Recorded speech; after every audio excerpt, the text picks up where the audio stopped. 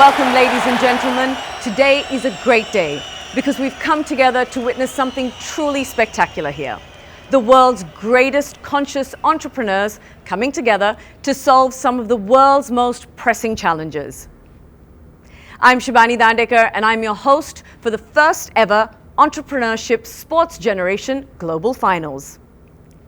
300,000 entrepreneurs from 195 countries and over $300 million of rewards. Entrepreneurship Sports Generation ESG is the world's premier sportified and gamified entrepreneurship ecosystem. We know that the world needs over 1 billion jobs over the next 10 years. We all know that entrepreneurs create the most jobs. This ecosystem is here to help support this job creation in every city, in every country, and in the support of the UN Sustainable Development Goals.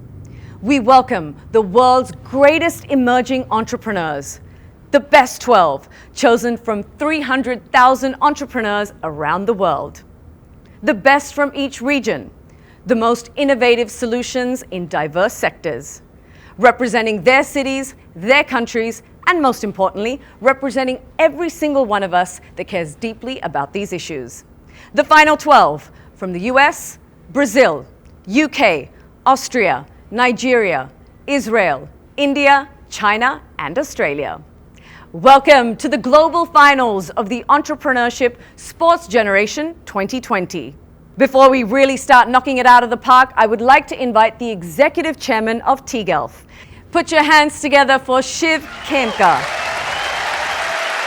Welcome to ESG, Entrepreneurship Sports Generation. It's been a really tough year for all of us around the world, and we hope that 2021 will be better. It's been a year when many jobs have been lost, and as we look forward, I know that many are concerned about the jobs of the future. The United Nations has laid out a roadmap, the SDGs, the Sustainable Development Goals, 17 goals to solve the problems in the coming decades. And yet, what underlies all of this is jobs. We believe entrepreneurs create jobs faster than anyone else. And so imagine a world where local and global entrepreneurship ecosystems worked much better than they do today, where they were connected and they allowed people to collaborate and to harness the promise of technology to create abundance. Ecosystems that were more diverse, more inclusive, more equitable, and deeply collaborative. Mahatma Gandhi said, "The world has enough for our needs, but not enough for our greed." Imagine if we could create a coalition of entrepreneurs around the world and supporters, rather like a sports ecosystem that actually had this new consciousness, a consciousness of sharing, a consciousness of equity, and a consciousness of building towards solving problems together. Let us all realize the unity of our human fate, where we can achieve much more together than we can apart.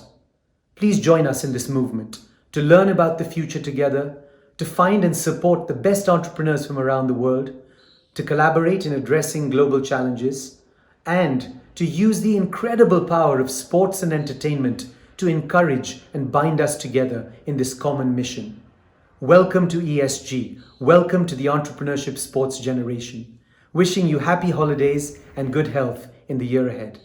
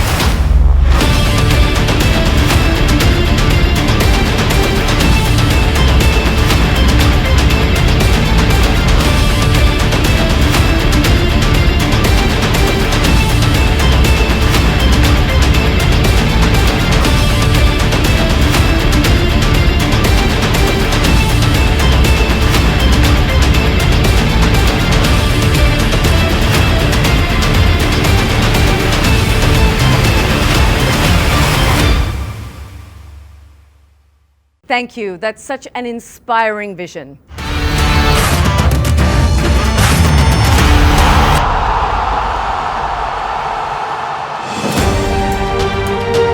Imagine a world with 1,000 great leaders. Where are they? Help us find them. The lead search has begun. Join us at tgelf.org. It's great to be here today at the ESG finals.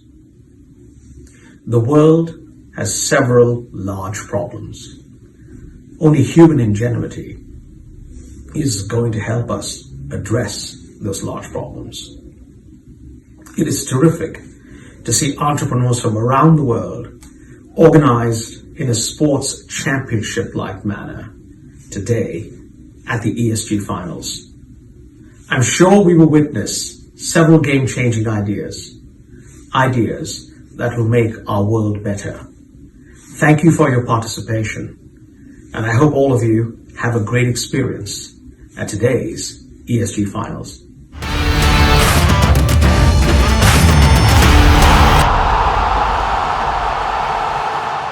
Time for us to start. Let the games begin. Ladies and gentlemen, we have a total of 12 finalists selected from over 300,000 applications received from across the planet. These are the startups and ideas of the future. We will have 2 rounds of competition, knockout and spotlight.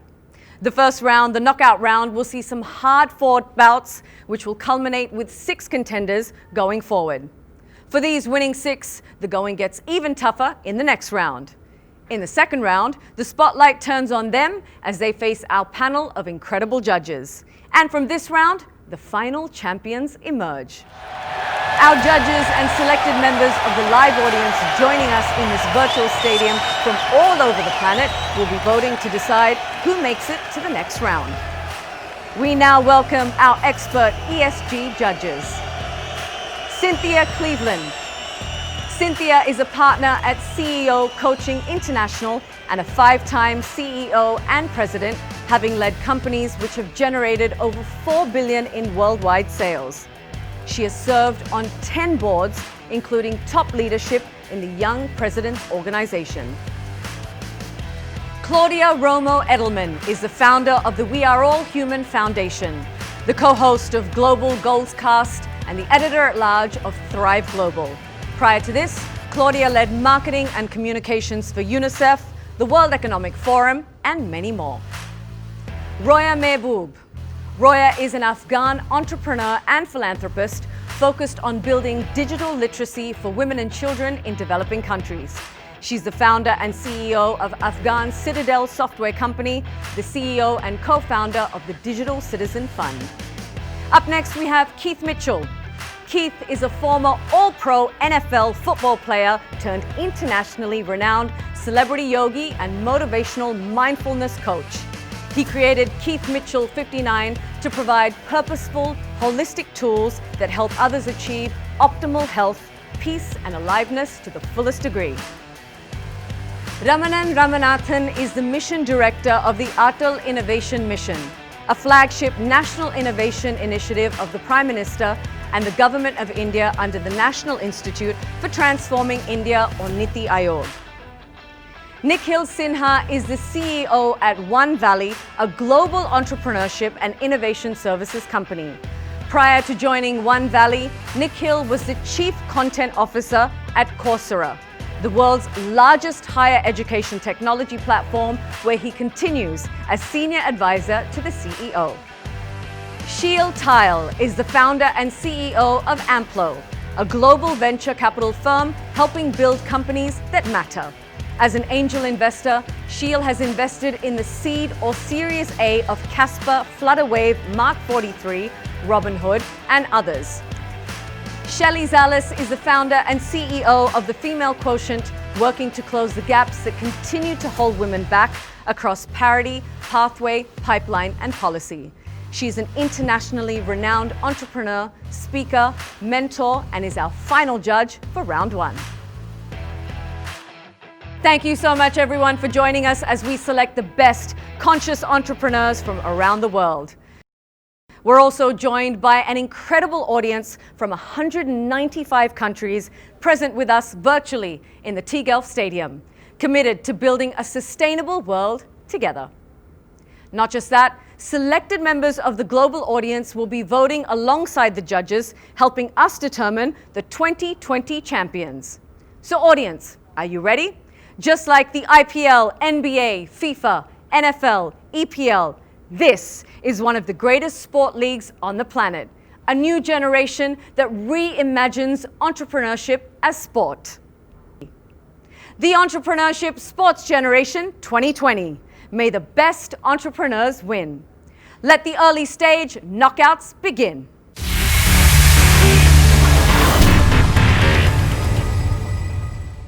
In this round, the 12 entrepreneurs will go head-to-head with their best pitches. After each set of pitches, our judges will deliberate and the audience will vote to decide which team will go on to round 2. Only one will come out victorious. Let's head to the ring.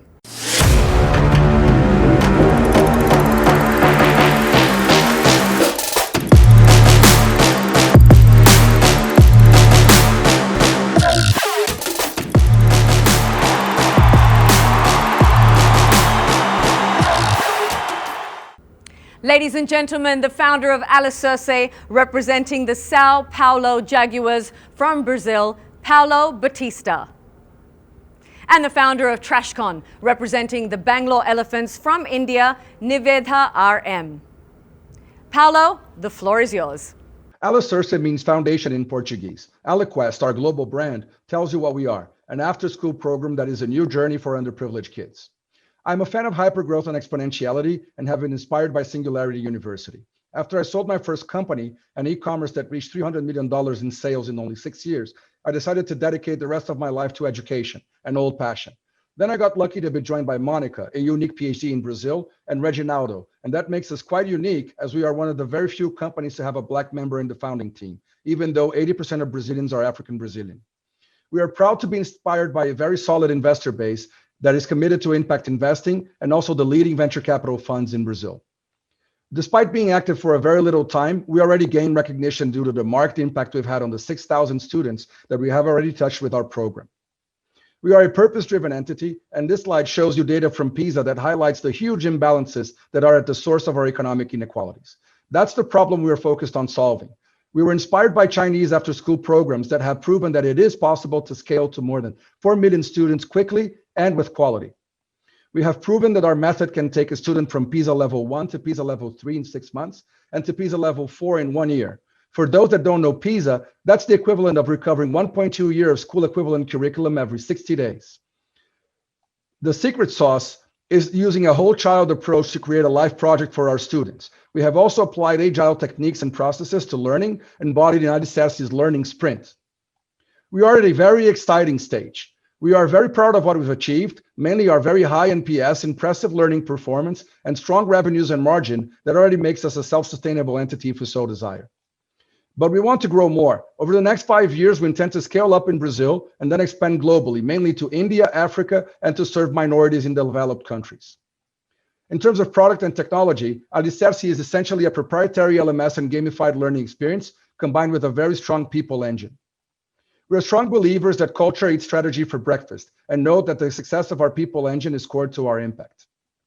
Inspired on Teach for America, our people organization selects top young talent to be leaders and not just teachers. Our leaders are organized in a multi-layer management system by which we form tribes and nations, always replicating the 1-to-20 ratio that forms our classrooms. In this slide, you can see the core components of our proprietary LMS. Our LMS collects massive amount of organized data that will be very valuable to develop AI-based solutions and further leverage the human elements. Our program not only has a direct impact on SDGs 1, 4, 8, 10, and 17, but we also have an indirect impact on all SDGs as we teach our students all about them in our discovery track. Making sure the new generation is fully aligned with SDGs is the mother of all weapons to create the impact we need to see in the 21st century. Thank you. Nivedha, the floor is all yours. Do you know what happens to waste when it goes out of your houses? 95% of the waste in the world gets dumped in landfills, quarries, and because there's not enough land left, it gets burnt right in front of our houses. causing all kinds of pollution and, of course, global warming and 22 different types of diseases. The one solution to this is segregation. But despite laws and regulations and trillions of billions spent on creating awareness, only 10% of the world's population segregate their waste. That's when we thought, why don't we create a system that will take all kinds of waste and segregate it beautifully into degradables and non-degradables? Because the moment I segregate, I can generate value. It does not have to go back to the landfills. But that was not easy because we were trying to create a system almost like a black box, which will take unknown variables and give out known variables. But that's exactly what we did. And nights for nearly 4 years on the dump sites, ladies and gentlemen, to create the world's first completely automated mixed waste segregation unit, trash pot. This can take what you see on the left, the mixed waste, and segregate it into degradables and non-degradables. And the plastics that come out of this, we then convert it into plastic sheets. These are similar to plyboard, which are then cut into benches, desks, tables, chairs, bathrooms, doors, windows, and whatnot. In fact, there was this entire village which was being dumped with garbage, and the villagers there were suffering from respiratory diseases. The kids couldn't go because of the stench which was next to their school. And we transformed their village into complete zero waste villages. And not just that, the kids didn't have a place to sit. And from the plastics recovered from this garbage, we made benches and desks and gave it to 3,000 government school kids in the same village, thus making 23 villages zero waste at once. And not just that, and solving 13 out of 17 sustainability development goals. So it goes without saying that it can be placed in any village, town, municipality across the world, but at 1/10 the cost of anything, any conventional system out there. And this could not come without a lot of encouragement globally. We were awarded by the Trade Minister and Prime Minister of Norway, by the United Nations Deputy Secretary General, and we have an excellent team. I'm a chemical engineer, a TEDx speaker. I have my co-founder, Saurabh Jain, is a chartered accountant and a serial entrepreneur. And we have advisors from some of the top 100 corporates in the world. And we have global advisors, including Shell and Amaranth. And not just this, we have a vision. We have a vision that 20 years down the lane, when I'll be telling a story to my daughter, saying, Beta, once upon a time there was waste. And my daughter says, Mama, what is waste? And that is the vision. And in achieving this, we are already impacted 100 million lives in just the past 6 months. We have a revenue of $1 million, and we are projected to reach 600 million USD by the year 2025. We are working with some of the who's who in the industry. And most importantly, during COVID, when waste pickers were dying across the world, our waste pickers were risk-free. Thank you. And we look forward to collaborating with you to create a cleaner tomorrow. Thank you so much. It's over to you, judges, now for your deliberation and decision. My personal view was the second one was very clear, very outcome oriented with some data which was also presented. The difference between the first and second, they're both good concepts. The second one was more innovative, and the passion of somebody commented in chat who managed to get in, the passion of the young woman was impressive. I agree. I wanted to say the same. I mean, both concept was great. I mean, education is something that I am very involved, but I also like the second company because the woman was very passionate and she was very clear explaining about the project. I was going to jump in and say the same. The second, it was just taking junk and smell and turning it into actually utility that was beautiful, and it seemed like low cost as well. I second that. I absolutely, and I think that both of them are not. I mean, like there are things like that. These not groundbreaking. They're not really that innovative, but they are greatly implemented, I would say. And if I look at the SDGs and the priorities of the SDGs and what needs to happen, I think that having local solutions that can address climate change in a way that is empowering communities to take further these kind of things, I would just say like my vote goes for her. I mean, like the project, but also for her. Like I really like her passion. So there are a lot of after-school learning solutions out there, and it wasn't quite clear what the sustainable business model would be in that first example. Whereas I think not only, I completely agree with the fact that this is a local solution, the second company, TrashCon, is a local solution, but really does have global applications.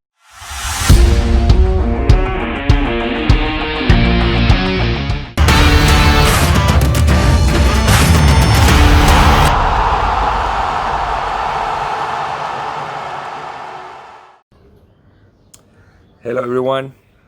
I want to say a few words first to congratulate all the participants in this amazing startup competition, and to say that we will be very pleased to host the winners at 2 of the races in Formula E. And to say that, like many of you, I'm also an entrepreneur. I started my businesses a few years ago, and everything starts with an idea. The key is to believe in your idea, to follow it, and to make it happen. And if it doesn't happen, try again with the next idea. That is to be an entrepreneur. Good luck, everyone. Congratulations to the winners.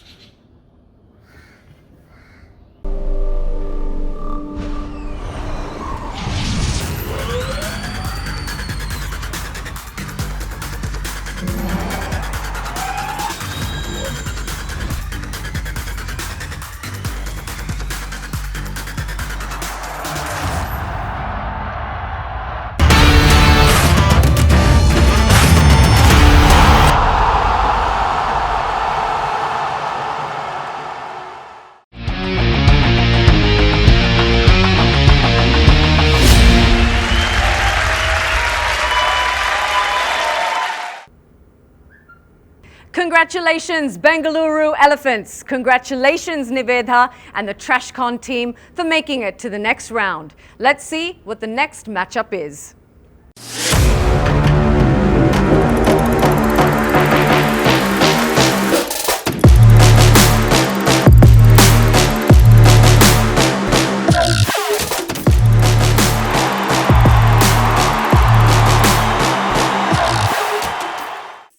Ladies and gentlemen, the co-founder of Bindi Maps, representing the Sydney Dingoes from Australia, Mladic Jovanovic. And the founder of iStem, representing the Delhi Eagles from India, Karthik Soni. Mladic, the floor is yours.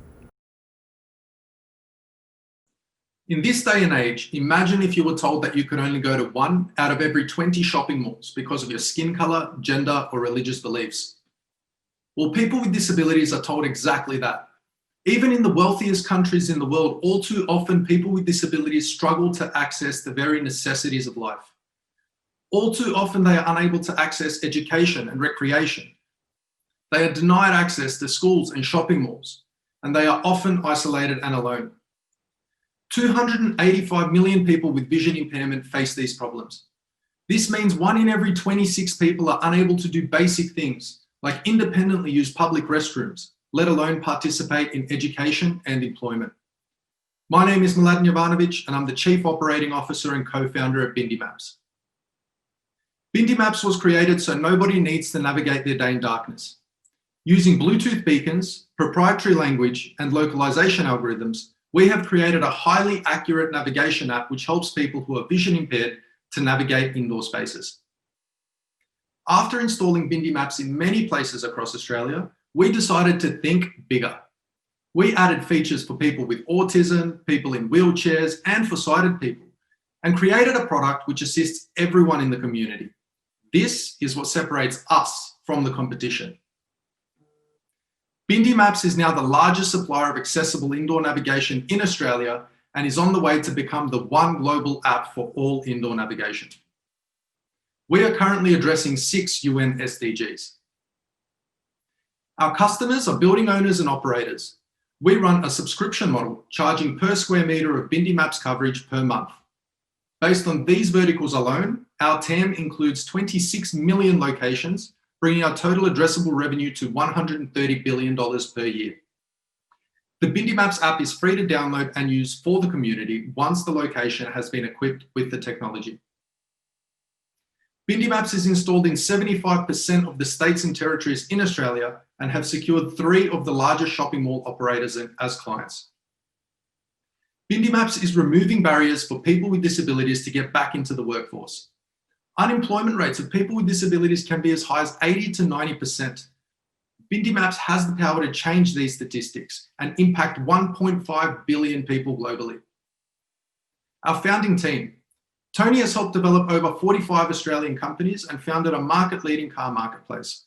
Anna has over 25 years experience in finance and has already taken 1 company through IPO. I'm a Forbes 30 Under 30 alumni and have won many startup competitions, including first place in ICT at the University Startup World Cup. In the early 2000s, the doctors told Anna, "You're going to go blind, it's just a matter of time." Together, we created Bindi Maps to help Anna and millions of people around the world have their independence and live life to the fullest. Bindi Maps is more than just a navigation app. Bindi Maps is another step further towards equality and inclusion. Thank you. Karthik, you're up. Hi everyone, my name is Karthik and I'm the CEO at iSTEM, where our vision is to empower 1/5 of the global population of people with disabilities. I was born blind, and when I wanted to pursue engineering in India, I was told by several institutes that they could not provide me the necessary support or resources that I needed. But when I went to Stanford, I realized that a lot of support that I got there could actually be automated using technology and brought back to a country like India or elsewhere in the world. And so the problem that we are trying to solve at iSTEM is this problem of unequal access to education and employment opportunities for people with disabilities around the world by working closely with these institutes and businesses through our technology. And this is the market size that we are looking at right now.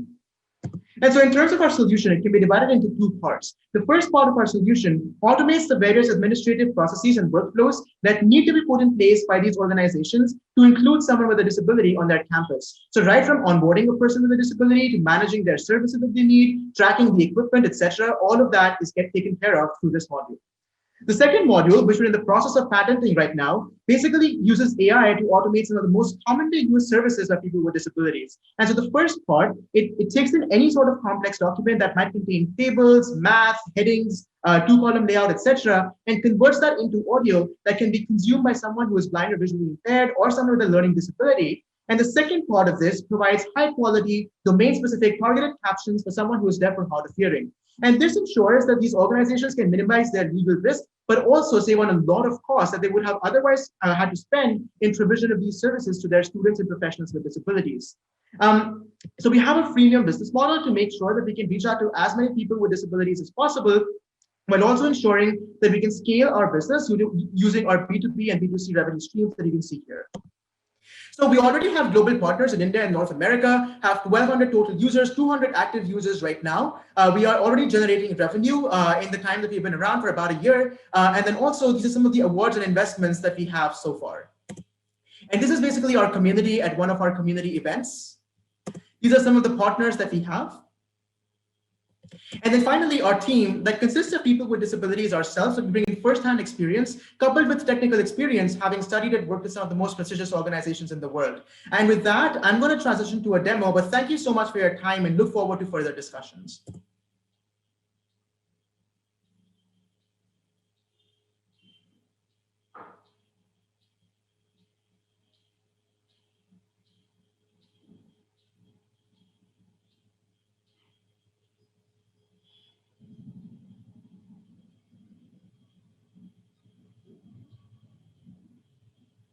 Judges, it's over to you. It's time for you to deliberate and make your decision. The name was misleading to me. I wouldn't call it iSTEM. I would call it like iAble or something, but when you look at all the STEM things out there, this one seemed very different. So the name threw me off. But the concept to me is just so wonderful. And I agree with Claudia. I saw UNICEF on there, Microsoft, and these wonderful companies. And I was just with a deaf and blind woman that got through Stanford as a lawyer and relies on these kind of tools. So if we could help expand this concept and help so many others, A, it educates, but B, it adds ability to job creation. The second piece of it is the AI technology that either creates audio or visual tools and translations of STEM books. What we saw in the demo was only the first part. And I think that was why we were confusing. We were looking for the second, but what they showed us was the first, which is how does a student ask for accommodations and apply for the kinds of administrative support that they need. We haven't actually seen the second part of it in the demo.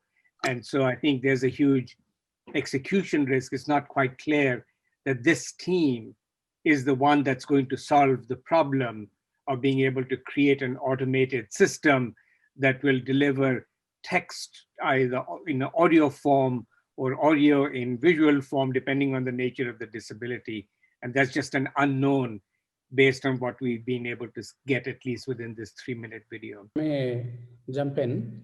I think looking at this video a second time was very useful to me. I do feel that he is addressing the problem correctly. There are two parts, as he himself has identified. One is, the woeful lack of administrative support that is absolutely present in almost every school in India from a disability point of view. There is no support at all, or very little support. And you need to be able to bring that sort of support and awareness and education, and that they are doing the automation through the portal, so that even as people get admitted, you are recognizing what they need and the type of support and processes.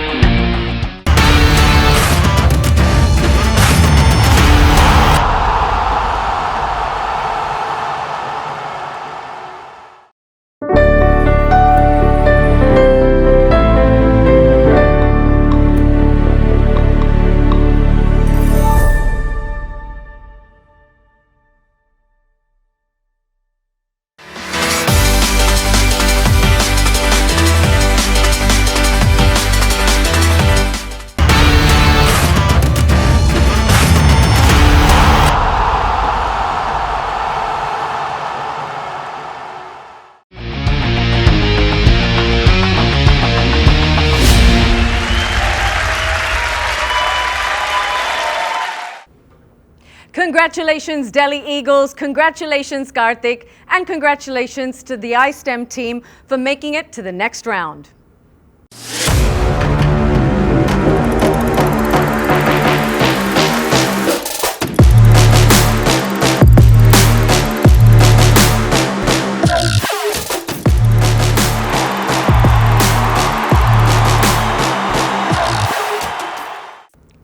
Ladies and gentlemen, the founder of Traders of Africa, representing the Lagos Lions from Nigeria, Uju Oza Ojinaka.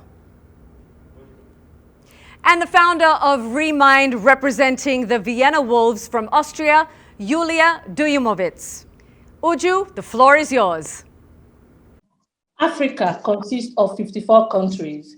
She's blessed with rich human and material resources and have an array of tradable goods and services. However, there is a huge gap, a disconnect between buyers and sellers of African products in the following ways.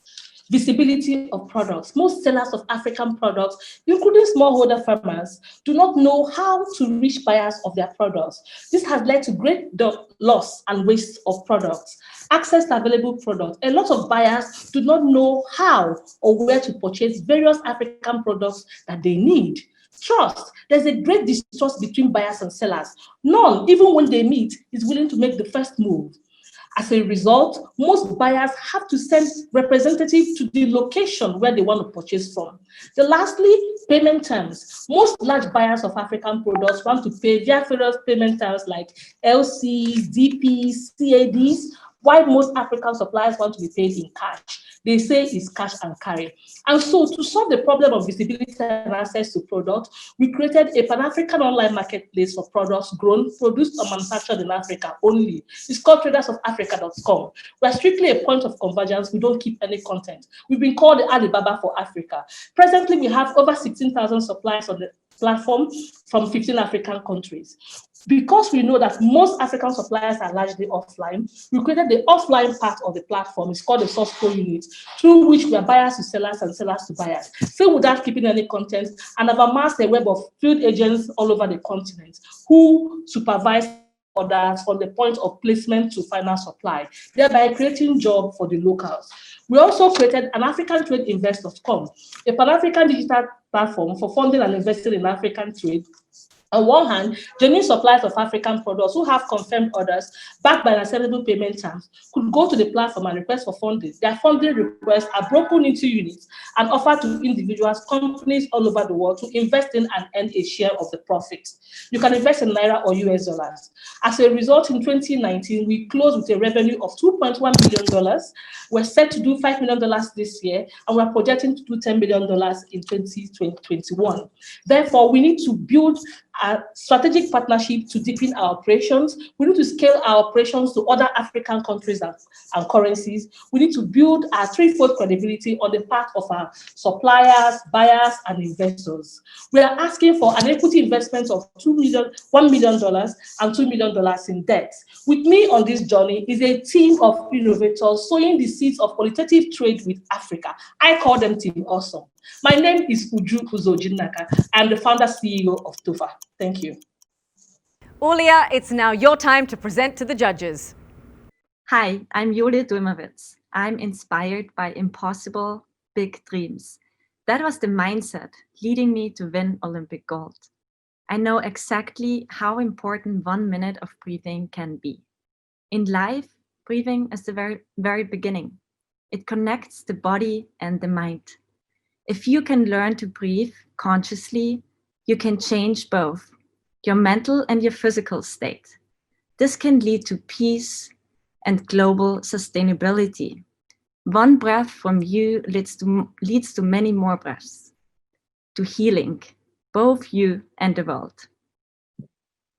Hi, I'm Chris. Conscious breathing is scientifically proven to lower your blood pressure, de-stress you, to help you go to sleep. Breathing can make you feel good, is free of charge, and has no side effects. At Remind, we have launched a free app connecting the world in one community, breathing together every day. Remind is deeply committed to SDG 3 on global health and well-being. We have a talented team of Olympians, actors, world-class entrepreneurs, and we have raised seed venture capital. The problem is that 25% of the global population is already on or will be on antidepressants. Sleep deprivation, suicides are at pandemic levels. And now we're also fighting a virus. Young and old are fearful, angry, and sad. Never before has it been more important to come together. Our solution, the Remind app, already connects thousands of people breathing together every day. We're addressing a huge health tech and wellness market, estimated to be US $4.2 trillion in total, bigger than the Russian and the Indian GDP combined, growing at 12 to 15% annually. The Remind business model is scalable and with very low customer acquisition cost, using partners in a B2B2C model. While many of our tools will remain free forever, our revenue model allows for subscription and transaction revenues. Our competitive advantage is clearly our IP, our community, and our unique team.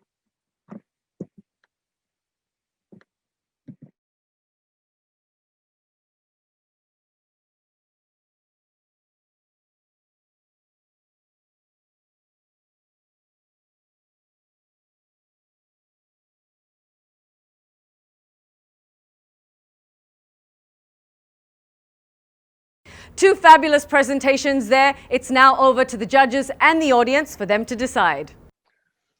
Well, that's a very intriguing concept because obviously, like you said, it is my space and it's where I'm actually moving into with the tech world and the financial industry that I work with. But so it's on point. It's so valid. To work these types of industries, these businesses, we have to have some sort of a sane mind, because so it's so important. I like that concept of how they showcased it.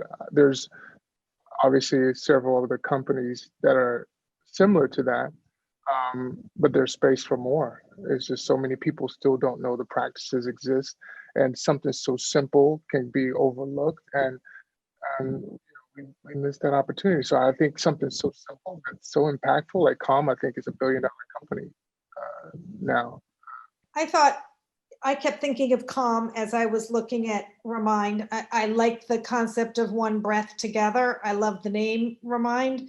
I thought the look and feel of the deck was beautiful, but I think there's a ton of those, concepts today.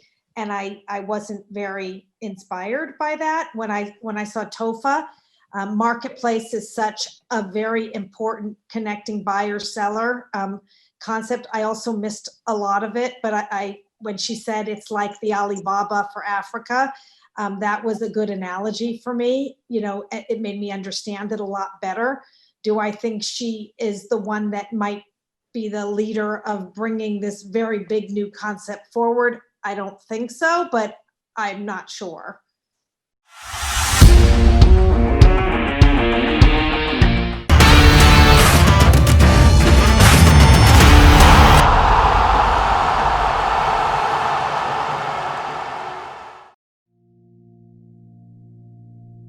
Each time our actions inspire our community to be better. We become one.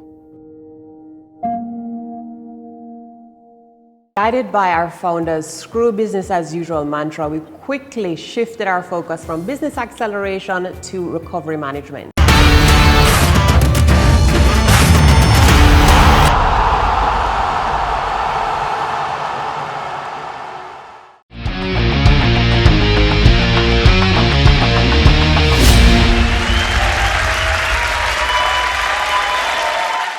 Congratulations, Lagos Lions. Congratulations, Uju. And congratulations to the Traders of Africa team for making it to the next round.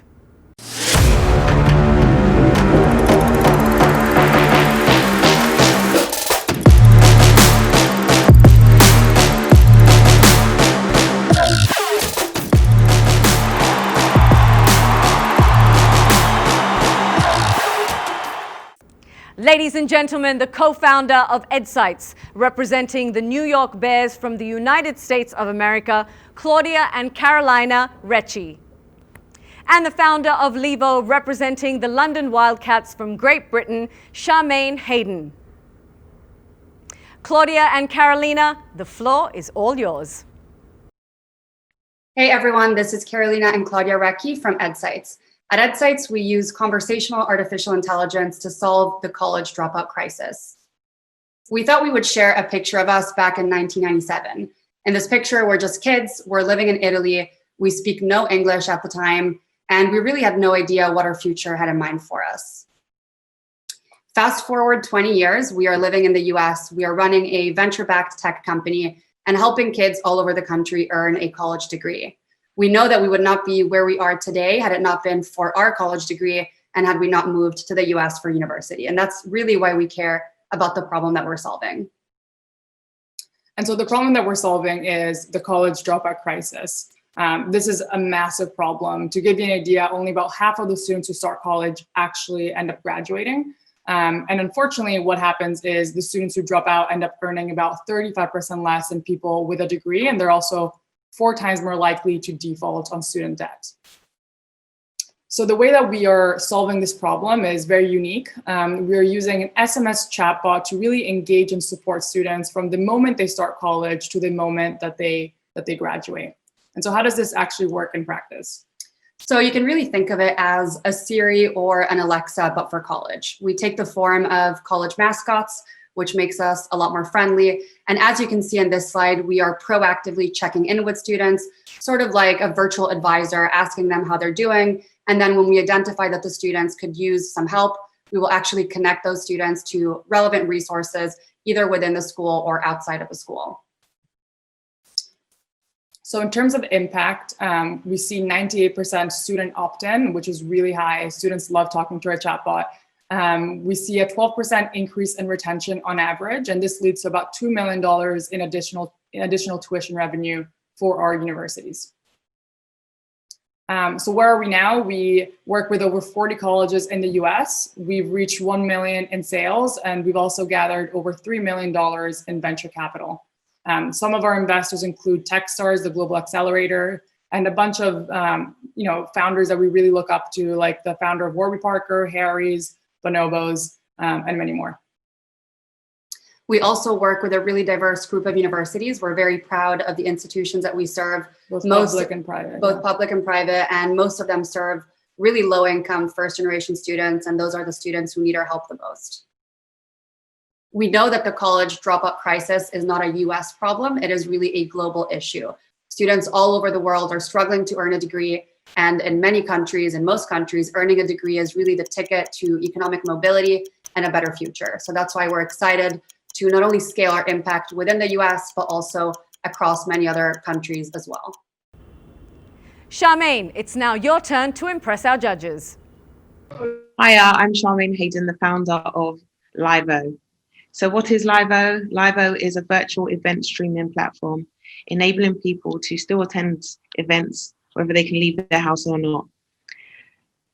We started this project during the mouth of the recession because with music industry peers and someone who speaks at a lot of conferences, understood the importance of being able to retain jobs within the events industry.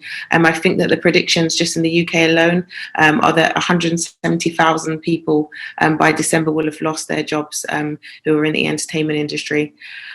We wanted to not just make an event streaming platform, we wanted to be able to monetize it so that people kept their eyes on the screen and made time and space for it in their lives. But more importantly, we wanted to make sure that it was innovative and it incorporated more than just a flat 2D experience. So Livo's long-term plan is to build an AI VR platform, enabling people to be immersive. The MVP is ready and good to go, and it enables people to click, clap, cheer, boo, and pay for shows in advance.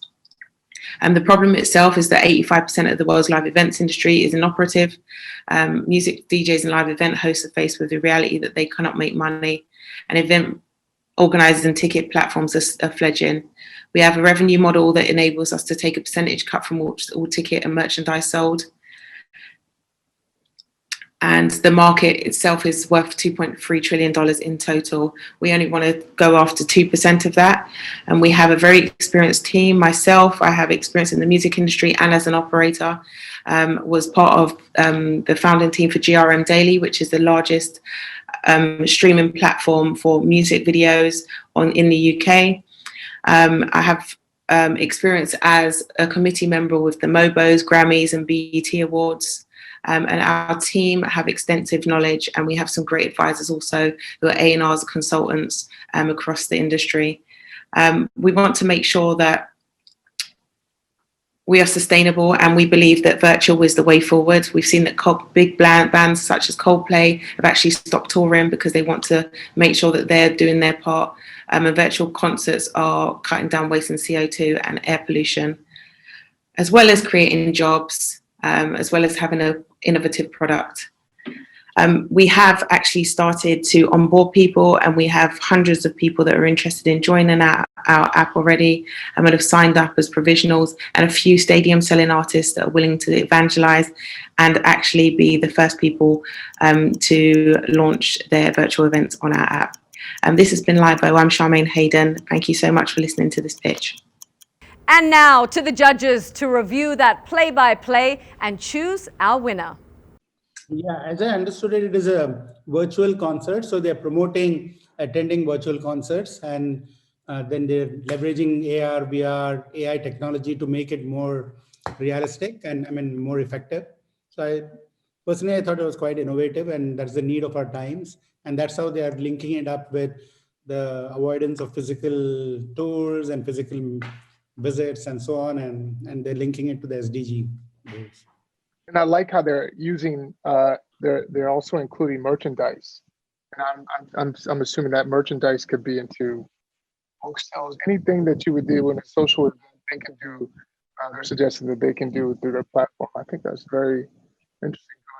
My perspective, there's so many of those out there already, and I didn't feel any purpose-driven anything behind virtual events. I felt very flat from that, my opinion.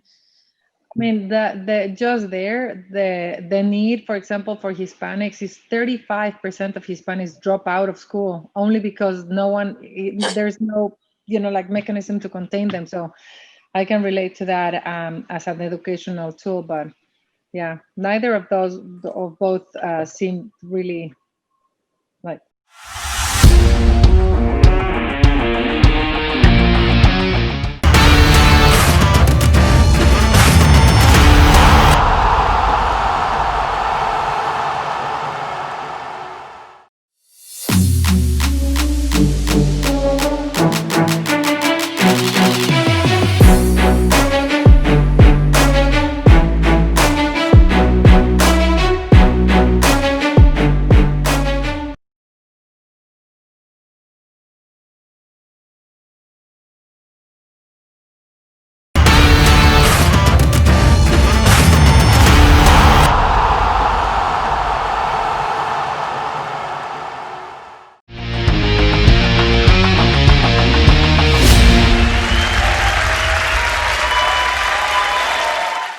Congratulations, the New York Bears. Congratulations, Claudia and Carolina. And congratulations to the EdSites team for making it to the next round.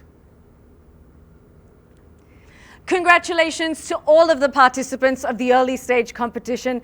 Honestly, all of the pitches were incredible, and I have no idea how the judges could have chosen between you. That's why I'm not a judge.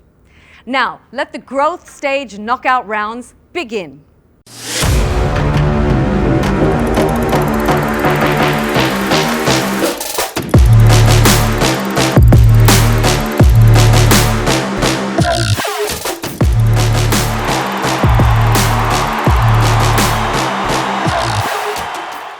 Ladies and gentlemen, the founder of Bina AI, representing the Tel Aviv Leopards from Israel, David Maman.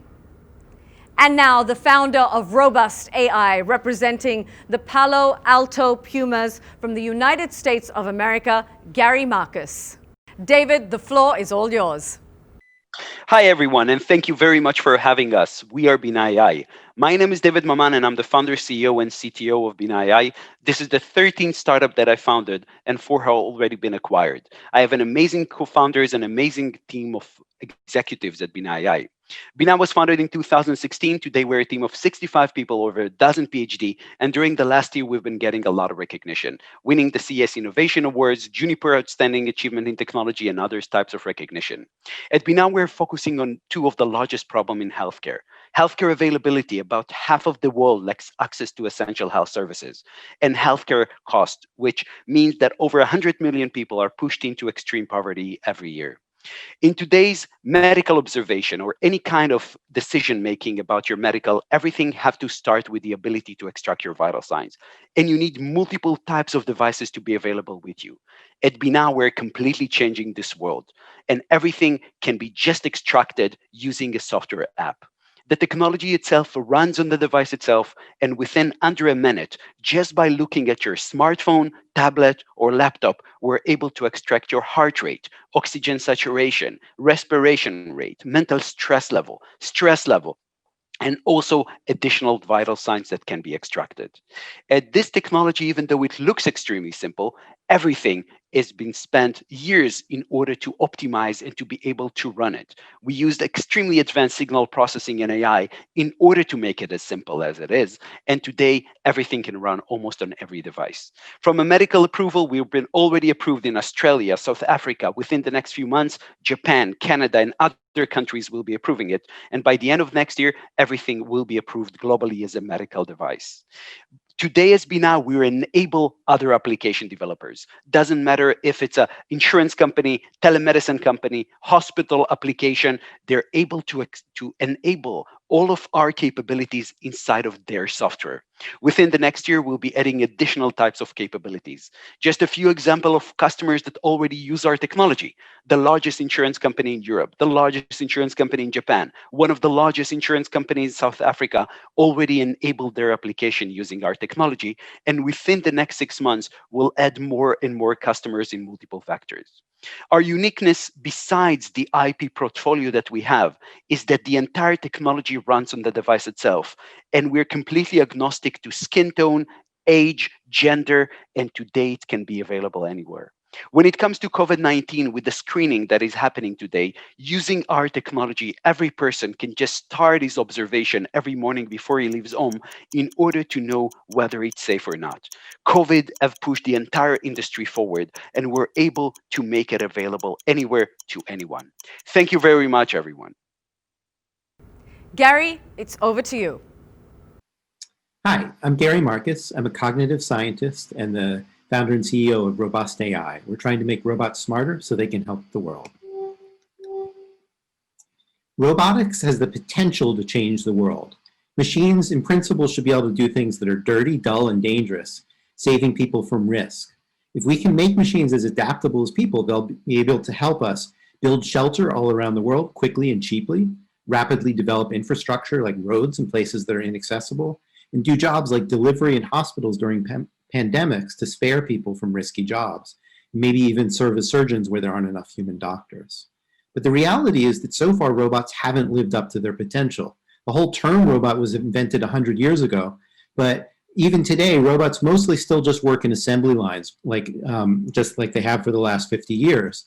They're not reliable enough to use in the real world. I have over here a picture of a security robot that's put itself into a reflecting pool. We just can't really count on the robots that we have today. The main bottleneck right now is that building robots is hard because every robot requires its own custom piece of software, and there's no great tools for developing that software. In fact, the whole process hasn't really changed that much since the 1970s. Every project is a mess that takes a long time to build and even longer time to debug. Most robots are really narrow. They do one thing and only one thing. So a robot that is designed to pick apples probably isn't going to be able to pick peaches. And an autonomous vehicle, which is a kind of robot that works at highways, might not be able to work in cities or in a construction zone. At Robust AI, we're trying to change that paradigm. We have 5 founders with over 100 years experience in robotics, AI, and the cognitive sciences. What we're building we call Lovelace, and it's a robust industrial-grade cognitive engine. It's a reasoning engine that has a powerful understanding of the world and how humans work. And we call it a cognitive engine by analogy to a game engine, which is something that game developers use to make their job easier. A game engine takes care of things like collisions, when do 2 objects hit each other, and rendering, what does it look like? Ours is an engine designed to help robots operate reliably in dynamic and open-ended environments by having an understanding of the physical world and people around it. The idea is that rather than telling a robot how to do something, you'll just tell the robot what you need done. So instead of endless code and endless debugging, our approach is what we call AI-powered authoring. It figures out the code you need and writes that code for you. So you say something like, bring this pile of building supplies here, but don't get in the way of the people putting up the drywall, and Lovelace makes it so. It figures out what you need to do. And that makes robots safer, more reliable, more flexible, and easier to build. And if we can do that, I think we'll be able to help the world in many ways, like growing and distributing food more efficiently, building infrastructure for things like roads and water and sanitation and energy more quickly with less risk to humans, and taking care of all our elders when human caretakers aren't available. And as I say, someday in the even more distant future, doing things like. And now for the hardest job in the stadium, the judges must decide who was knocked out and who goes forward. I think from the robotics, I think one of the things that we're very interested in, obviously, is jobs and robots. I don't know if, obviously people have to make the robots, but there are a lot of companies doing the robotics. And I think what the first person showed was from health, telehealth and telemonitoring and being able to, help people that can't afford healthcare. This should be very, helpful, especially if they take diversity in account. Because I know a lot of the tools can't assess color in face. So hopefully they're taking all that into account, which it seems like they are. I was impressed with the first one. No, I was more impressed by the first one. The first one was very clear in what they were trying to do, how they were leveraging AI. Clearly, it's something that is required. The wearable market is something that is growing. They seem to have come across some more innovative solutions in being able to address that.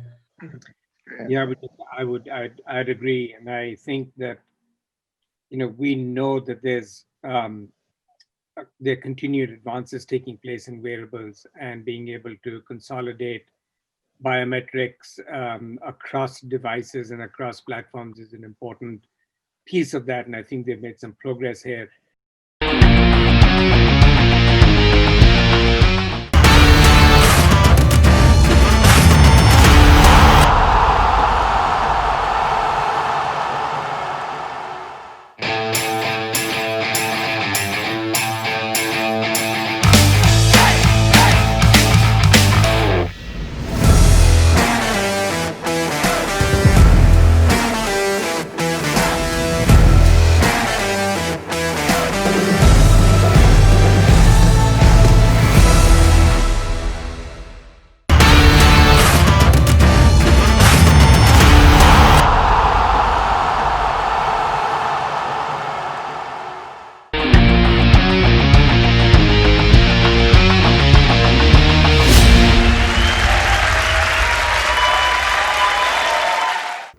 Congratulations, Tel Aviv Leopards. Congratulations, David, and congratulations to the Bina AI team for making it to the next round.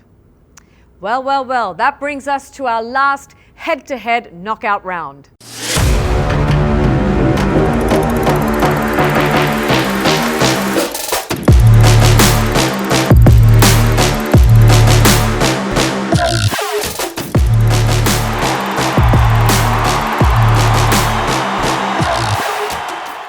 Ladies and gentlemen, the founder of Hainunu, representing the Shanghai Tigers from China, Charles Bach.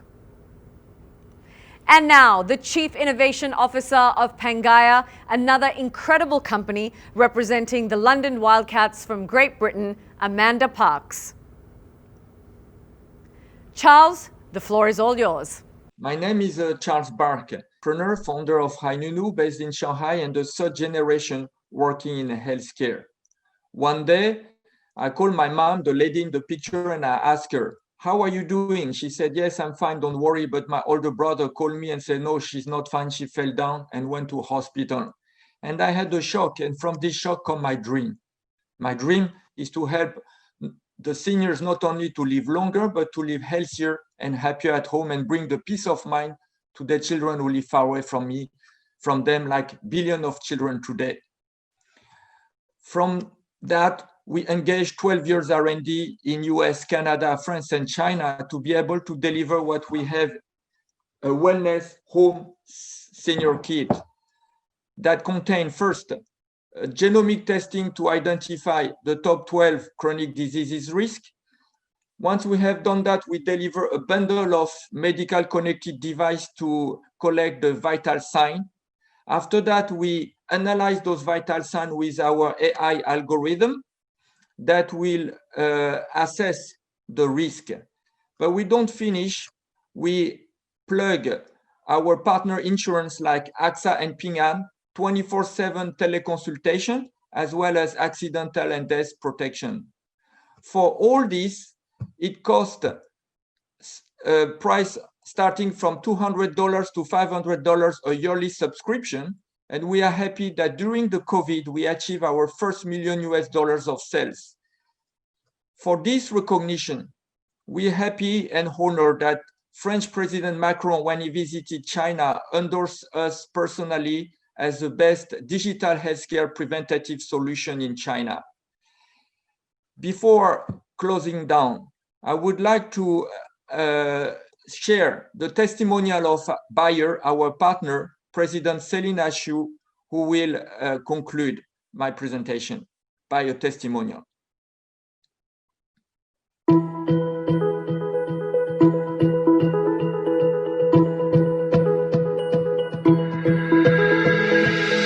Hainunu is on a mission to empower senior citizens all around the world to live healthier, happier, and longer lives, and at home. This results in peace of mind for the senior citizens and also for their families. Hainunu is a holistic and innovative wellness platform for use at home, leveraging IoT, AI, and robotics.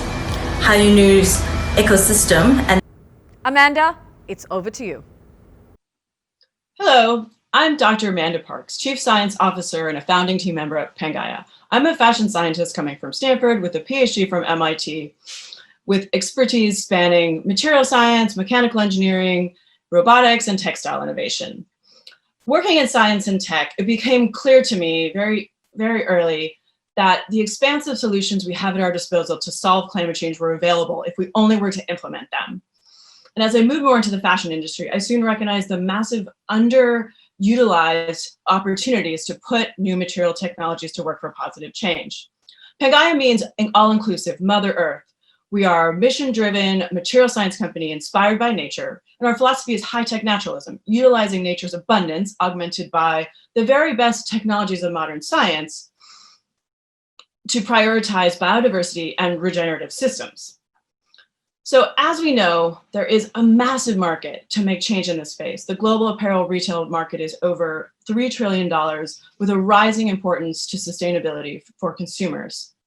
We were proving out an innovation-driven business model that's unique within fashion, and our approach to R&D spans from early stage research to collaborations with startups up to industrial scale-up and commercialization, whatever the industry needs to get to market. And we believe in collaboration, which is key to expanding our scope and speed. Digging further into our science, we are working towards bio-based and biodiverse solutions to transition to the bioeconomy. Our flagship patented material is a great example of this. Flower Down, which is waste wildflowers infused with biopolymer and cellulosic aerogel to make a plant-based alternative to goose down with no synthetics. Other materials in our collection are seaweed-based textiles, our trademark sea fiber, our grape leather sneakers, our antibacterial peppermint treatment, or other things coming down the way, like agricultural waste textile blends, a breakthrough biosynthetic, a partnership on lab-grown spider silk, new sustainable inks and dyes, and an expansion of bio-based leathers, for example, into mycelium. All these innovations come together into essential everyday products that are high quality, accessible, and inclusive, the way that we imagine the future of the fashion industry. And we seek out like-minded collaborators ranging from artists, brands, and institutions like the UN for our sustainable development goals. And for every product and collaboration, there is an impact component. We have set up 2 funds, one for tree planting and bee conservation. To make all this happen, we have a team of experienced, passionate leaders coming together across diverse disciplines. And we also happen to be women-led, which happened quite organically. And the market is responding. We have been showing exponential growth on every front. And we also feel massively supported by a customer base that cares deeply about sustainability and shares our value system. The press have also taken notice. We could not be more excited about the global community that we are building. Thank you for having us, and welcome to the Pangaea family. Judges, I'll turn it over to you to decide who's coming out victorious in this round. I have one question for everyone, which was the first one, which I was really impressed with. My mom is 83, and so knowing that she would have access to all this is amazing. My question to all of you is, my mom is not technologically sophisticated at all. So how, would she tap into something like that at her age if she doesn't really, use technology? Yeah, adaptability, like whether it could be adopted and adapted easily was also something that I thought about. I think the main value proposition that the person was bringing is one comprehensive home kit for all the elders. Obviously, the idea would be that it should be easy to use. So maybe he didn't elaborate on that because unless it is easy to use and can be used by the elderly people, it would not make sense, nor would it have a market. But I think what he was trying to show is that in a small kit, you have all the essentials, vital signs, measurement systems. And then he is also using AI to be able to piece together or join together all the information which you collect in pieces and be able to arrive at some sort of suggestion or advice or whatever. I think that was the value proposition that he was indicating.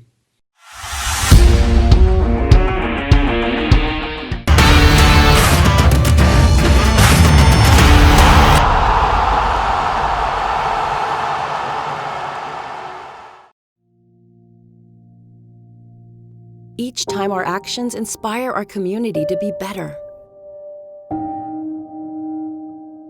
We become one.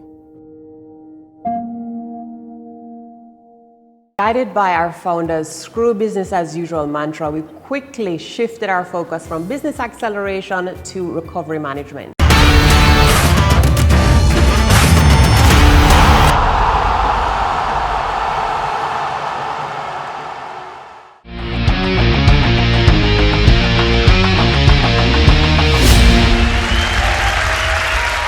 Congratulations, London Wildcats. Congratulations, Amanda, and congratulations to the Pangaea team for making it to the next round.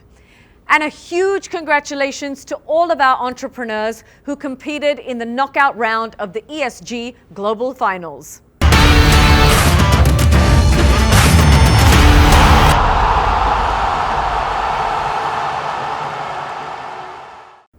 Whew, that was round one, ladies and gentlemen. I think I was holding my breath the entire time. Thank you to our judges. Can't even imagine how hard it must have been for you. What wonderful ideas, what incredible creativity. We're now down to 6 teams for the final rounds. You know, for ages, we've always applauded champions for brute strength. But one closer look at history shows a very different story. The pen is indeed mightier than the sword. Even wars were ended with ingenuity, as demonstrated by Alan Turing, the mind behind the Enigma machine. Just look at the people here, for example. According to Ernst & Young, entrepreneurs create jobs at twice the rate of established companies, and 97% of jobs in emerging markets are contributed by SMEs. Every entrepreneur today has the capability to change the course of the world, and this playing field is probably the only one in history where everyone wins. But alas, the trophy can't be taken home by everyone, so let's take a short break before we get into round 2. We're so much closer to finding out who the ultimate champions are. But don't go too far, we've got some special messages for you.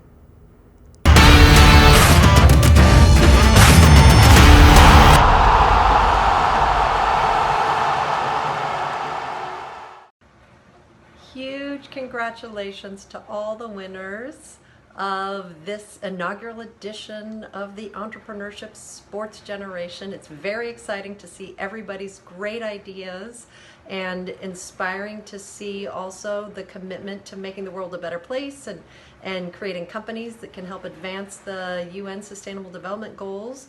And personally, I'm so thrilled to see those entrepreneurs working on education and helping educate all children around the world. Congrats.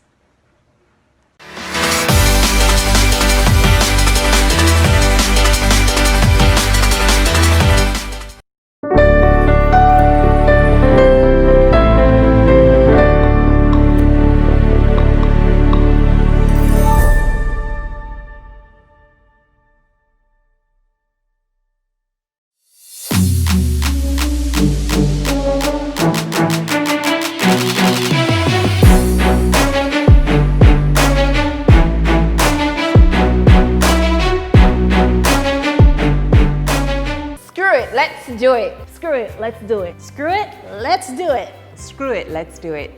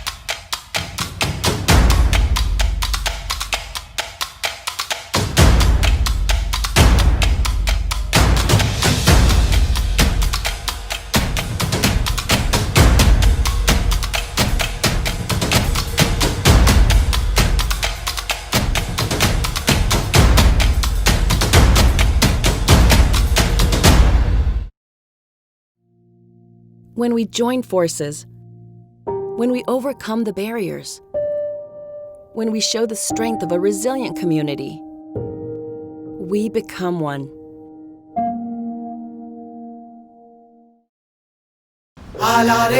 Mask चेहरों पर लगाएंगे, emotions पर नहीं।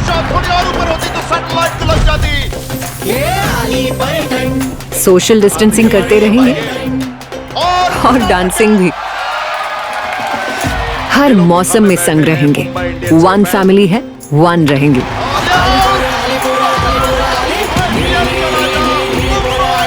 हम हैं one family. हम हैं Mumbai Indians. दुनिया हिला दे हम।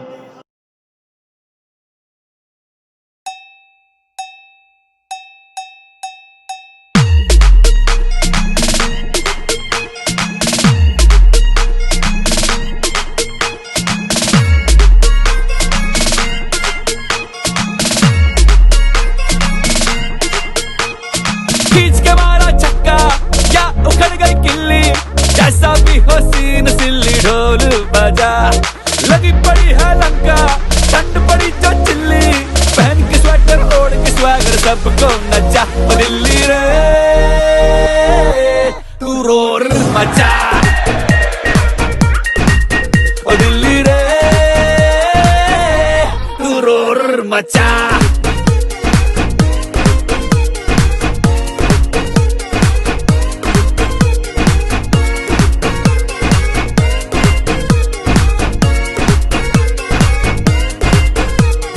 सीने विच वूफर बजे जीने विच आए मजे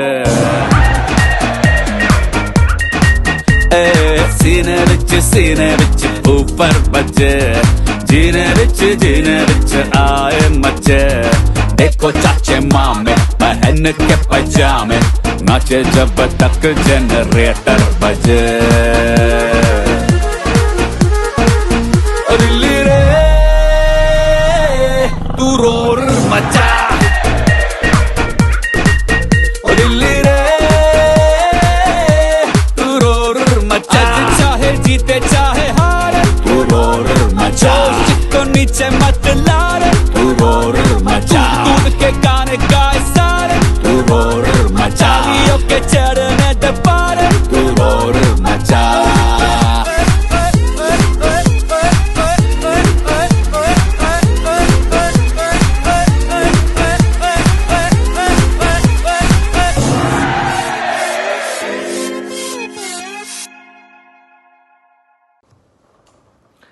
Hi everybody.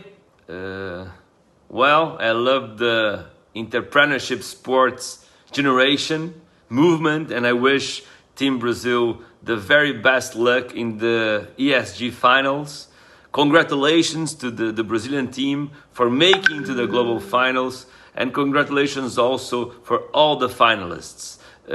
We hope we will be able to host the global finals of SIG in my city where I live, in Rio de Janeiro, in the coming years here in Brazil.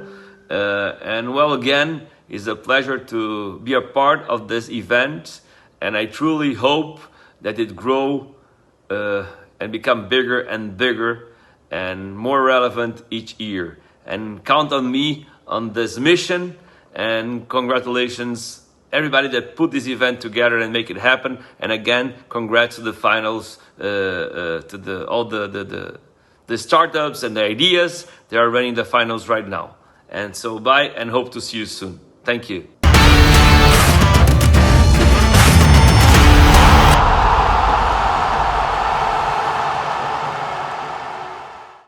Welcome back, everyone.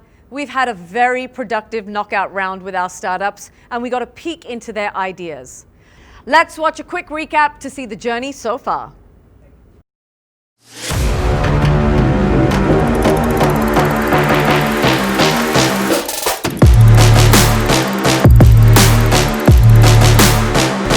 With music industry peers and someone who speaks at a lot of conferences, understood the importance of being able to retain jobs within the events industry. Remind is deeply committed to SDG 3 on global health and well-being. I kept thinking of calm as I was looking at Remind. I like the concept of one breath together. I love the name Remind. At EdSites, we use conversational artificial intelligence to solve the college dropout crisis. Virtual concerts, so they're promoting attending virtual concerts, and then they're leveraging AR, VR, AI technology to make it more realistic and more effective. So personally, I thought it was quite innovative, and that's the need of our times.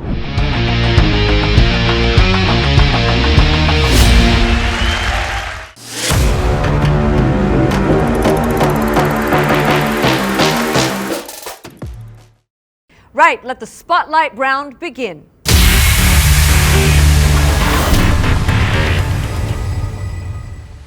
Teams, prepare to answer questions from our panel of judges.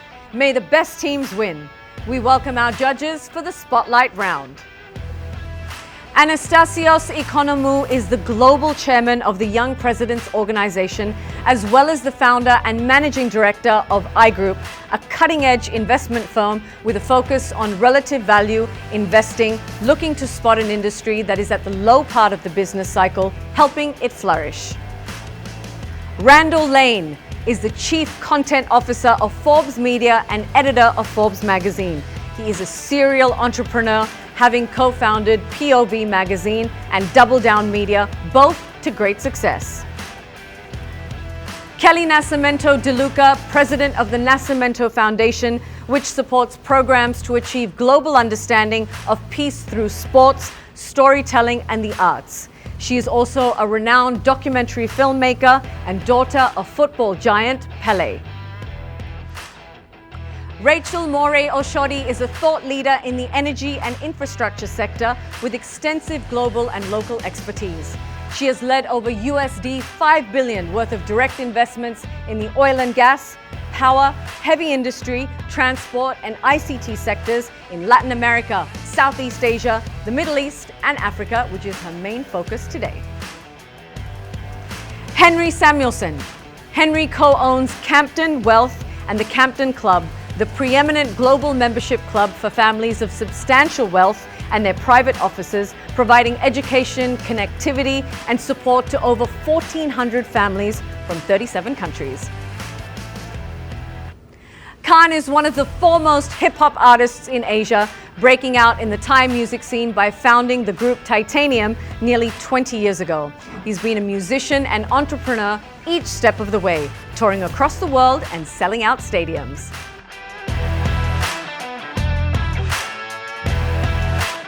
Let the spotlight round begin. Okay, folks, you heard from them earlier. She's representing the Bengaluru Elephants from India. Let's hear it for Niveda RM from Team Trashcon.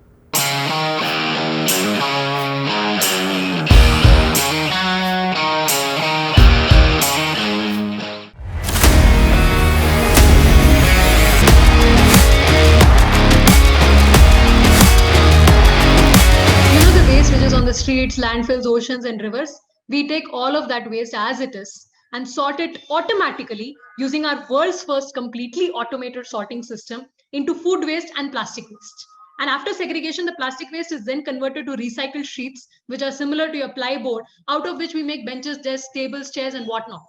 The waste management market itself is $2,000 billion market. And coupled with the ply industry, it's $300 billion more. And in just 6 months of operations, we have impacted 100 million lives with over $1 million in revenue. And we are projected to reach $600 million by 2025. With a team of 50, excellent background, and with an advisory board from top 100 corporates and global investors like Shell and Amarante, we have a vision that tomorrow when I tell a story to my daughter saying, Beta, once upon a time there was waste, and my daughter says, Mama, what is waste? And in doing so, we are achieving 13 out of 17 sustainability development goals. Thank you so much.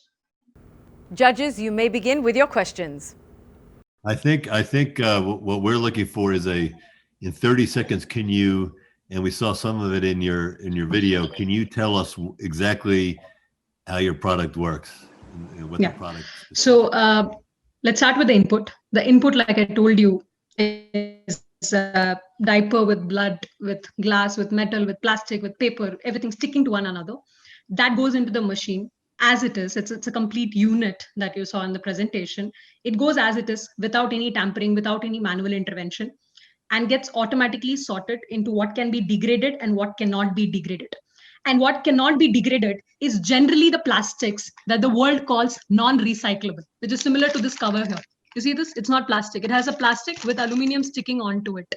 Now, this is what biggest of countries are trying to export off to smaller countries. You know, this is the plastic that is in the oceans, and this is something that nobody else is recycling. And this is what we recover from this entire unit, and that goes automatically into our, and again, a proprietary recycling technology, which then recycles it into recycled sheets, which are similar to your plyboard, which is then cut and made into all those value-added products. So it's a complete zero waste solution out of waste that's going into the landfills. Yeah. Niveda, how many sites do you have at the moment up and running? So we have around 15 plants across 5 states in India. Okay, and how long have you been doing this? How long has this been going for? So we have been doing it from, so although we started the entire project almost 4 years ago, we started working in the dump sites almost 4 years ago. We started installing our units only 6 months ago. And already in 6 months, we are across 15 plants in 5 states. You can imagine the extent. And these are all not states put together. These are states in different parts of India. And now we are going to Sri Lanka, Nepal, and Thailand as well. I mean, in Thailand, we are speaking to the SCG group, the King's Royal group, the Siam Cement group. So there's interest from all over. Yeah. Sorry. So you have contracts abroad already in Nepal and Thailand? Not really contracts. We are still talking to them, but there is a lot of interest from other countries. Yep. So I'm interested in understanding what's happening to that sheet once it's produced, and the kind of relationship you have with the various outlets for distribution or manufacturing. Yeah. So the sheets are made considering the end life cycle in place. So when we make the sheets, we do not add any chemical resin. We do not use water in the entire process, thus not contaminating the water, which means the sheets are recyclable again and again for 13 to 15 times. Environmentalists call the process of us making these sheets as carbon capturing, because you're not going to buy a bench and desk and throw it tomorrow. You're going to keep it at least for 2 to 3 years, and then when you throw it, it comes back to us and we recycle it. So that way it is ensured that we are capturing the carbon as long as possible. Number one. Number two, for selling the sheets, we have partnered with Target Retail. So they have furniture, home decor as one of their major components, where they currently use MDF and plywood, but we are able to give it at very, very affordable price. And at the same time, it's green, it's waterproof, termite proof, and multiple other advantages. So they're one of our customers. Unilever, we are working with Unilever to set up these sheets as toilets across India. There are a lot of slums, a lot of villages without defecation. So that is something we are doing very constantly. And apart from that, we have multiple tie-ups with smaller and medium scale furniture companies across various parts of India and abroad. Well done, Niveda. I don't know how these startups handle the pressure, but they sure are excelling.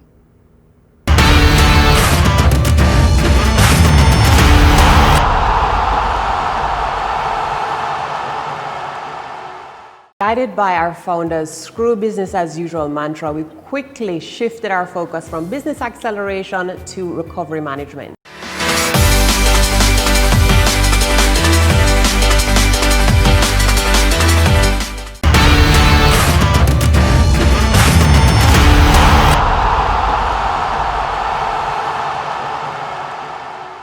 Ladies and gentlemen, he's representing Team Delhi Eagles from Team India. Let's hear it for Karthik Soni from iStem.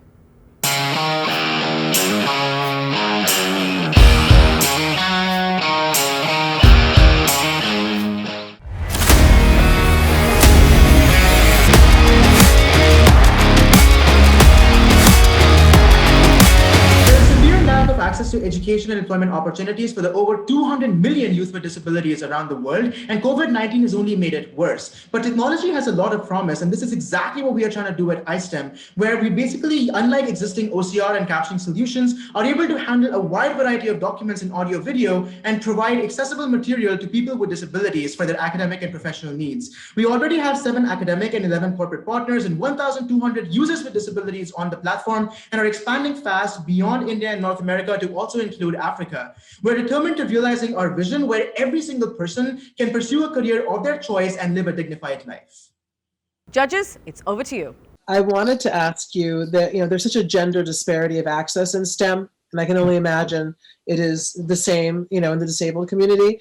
And I'm wondering what iStem does, or even in your vision, to promote and ensure gender diversity, both within your company and in the people you're hiring, but also in your vision for growth and outreach. Right. Absolutely. So iStem, the way it started actually several years ago, well, actually maybe, so we were first more of a nonprofit, and the idea was, for us to basically do a lot of advocacy, mentorship programs and training programs, using our own experience as blind people who pursued STEM. And since that day, I think we have been very, very particular to make sure that we can have, we can target women with disabilities, because they, again, as you said, have like this intersectionality and like their unique challenges that become exacerbated because of disability and gender. And so, a lot of the hackathons, internship programs that we still continue to do as part of our community efforts, that's kind of what we really try to do. And so what we do is we bring in women with disabilities, and we basically have them work with us on some exciting projects and, help them develop their computer skills, their tech skills on real world projects. Because, they're actually contributing to the iStem product. And so that's kind of like one of the ways that we try to bridge the gap. And of course, in recruitment, we do a very targeted sort of recruitment. We are an affirmative action employer. Again, from our own experiences, where again, people with disabilities and gender, but also looking at other aspects around diversity, like LGBTQI, etc., are something that are very, very important to us. Just because, again, these underrepresented communities are something that we ourselves come from, and we have seen the challenges that you face. And so, yes, we are very, very mindful and targeted in our approach with that. how scalable do you think that is globally? If you move around, how can you really take this around the world? And are you planning to be doing that, or staying focused for 2021 and moving later on? Right. The beauty of this is that it's extremely scalable because everything is in the cloud. And so, if you think about both the products, the first product being where universities and businesses, they get this, this automation of their administrative workflows. The only difference that we've seen when working in India and North America, and actually now speaking to some of our partners in Africa, is that yes, the terminology that they use for a lot of those policies, the terminology that they use for a lot of the disability-specific, for example, accommodation process, yes, they differ, but the core components pretty much remain the same. And so we actually have not had to make too many changes when sharing that platform with our partners and customers in India and North America. And we are hoping, based on what the conversations look like from Africa, that would be the case for that as well, except for some verbiage tweaking around. In terms of the second platform, it's actually even better because all that you're really doing is you're making sure that your algorithms can cater to everyone, and because these are basically just accessibility algorithms, the same core principles, no matter where you are. And given that we already handle we have multilingual capability for our document service and also for our captioning services, both of them. This basically means that we can scale extremely fast from an algorithmic perspective, something that we're already doing and are looking to expand in 2021 in Africa.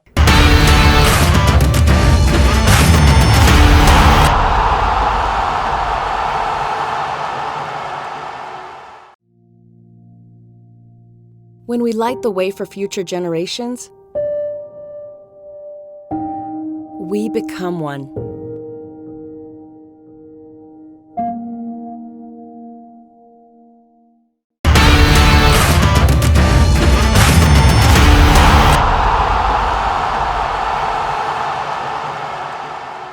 All right, it's time for our next startup. She's representing the Lagos Lions from Team Nigeria. Let's hear it for Uju Oza Ojinaka from Team Tofa.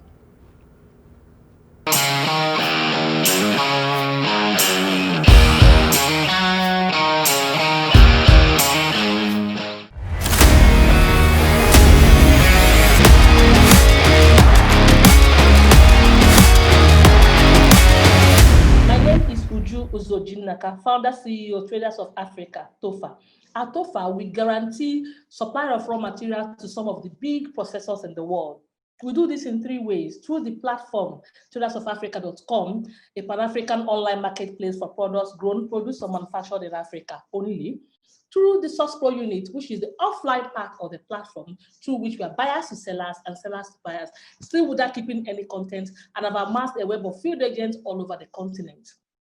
Also through AfricanTradeInvest.com, a Pan-African digital platform for funding and investing in African trade. And so last year, we did $2.1 million. This year, we're set to do $5 million. So we need to scale our operations to other African countries and currencies. Therefore, we require $1 million in equity and $2 million in debt. Thank you. Judges, you're up. You may begin with your questions. I have a question. I was looking at your website, and I was just curious if you have within your. I have a question. I was looking at your website, and I was just curious if you have within your any requirements, right? Or even any sort of vetting process of the companies that you partner with. Do they have to meet some standard of sustainability or carbon footprint? Yes, we do. In any way actually, if you understand the way it works here, and that's why the offline part is very important to us, because apart from just the companies knowing them already, we are also there to train them on the best way to do the supplies and also help them to do it.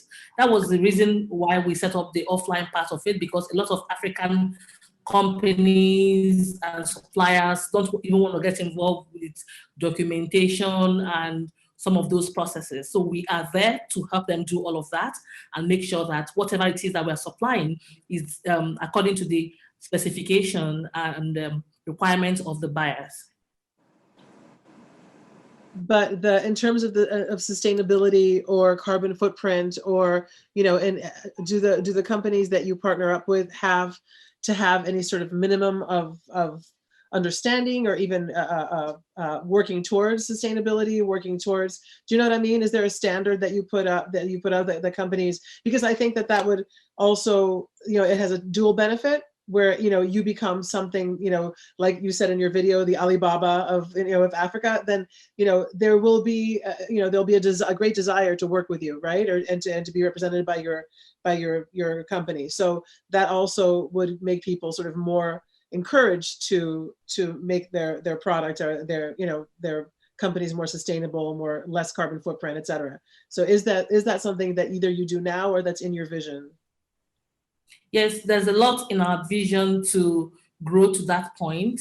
Remember, you have to make it very interesting for them to actually continue to work with you and to do some of the things we want them to do, implement those things. Some of them can be a little bit expensive, and if you leave them to it, they're not going to be interested in doing it.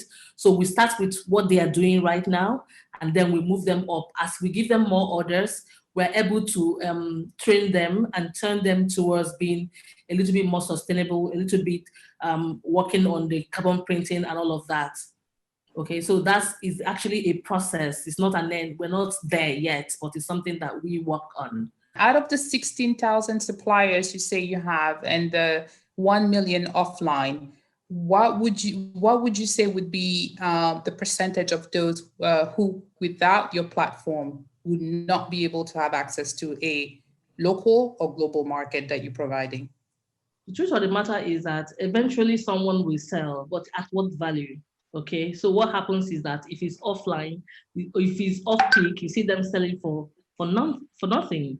And then they're not motivated to come back again. So about 90% of the suppliers will be on that trajectory. Okay, so but because we are providing that market for them, you see them willing to continue to cultivate for the smallholder farmers, for the aggregators, and for the locals that we use as field agents with us when we're working with the Source Pro unit. So everybody gets to have a feel of trading with Africa and get something out of it, because that's the mission for us, to create wealth for all our stakeholders. Thank you to both Uju and Topher.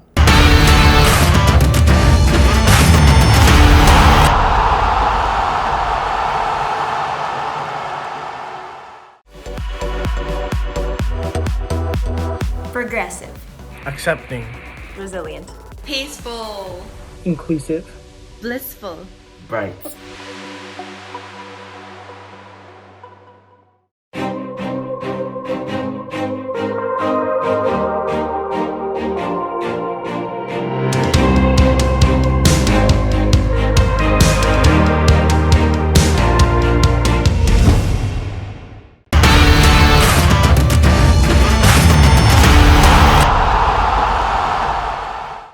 Ladies and gentlemen, she's representing the Team New York Bears from Team USA. Let's hear it for Claudia Recchi from EdSites.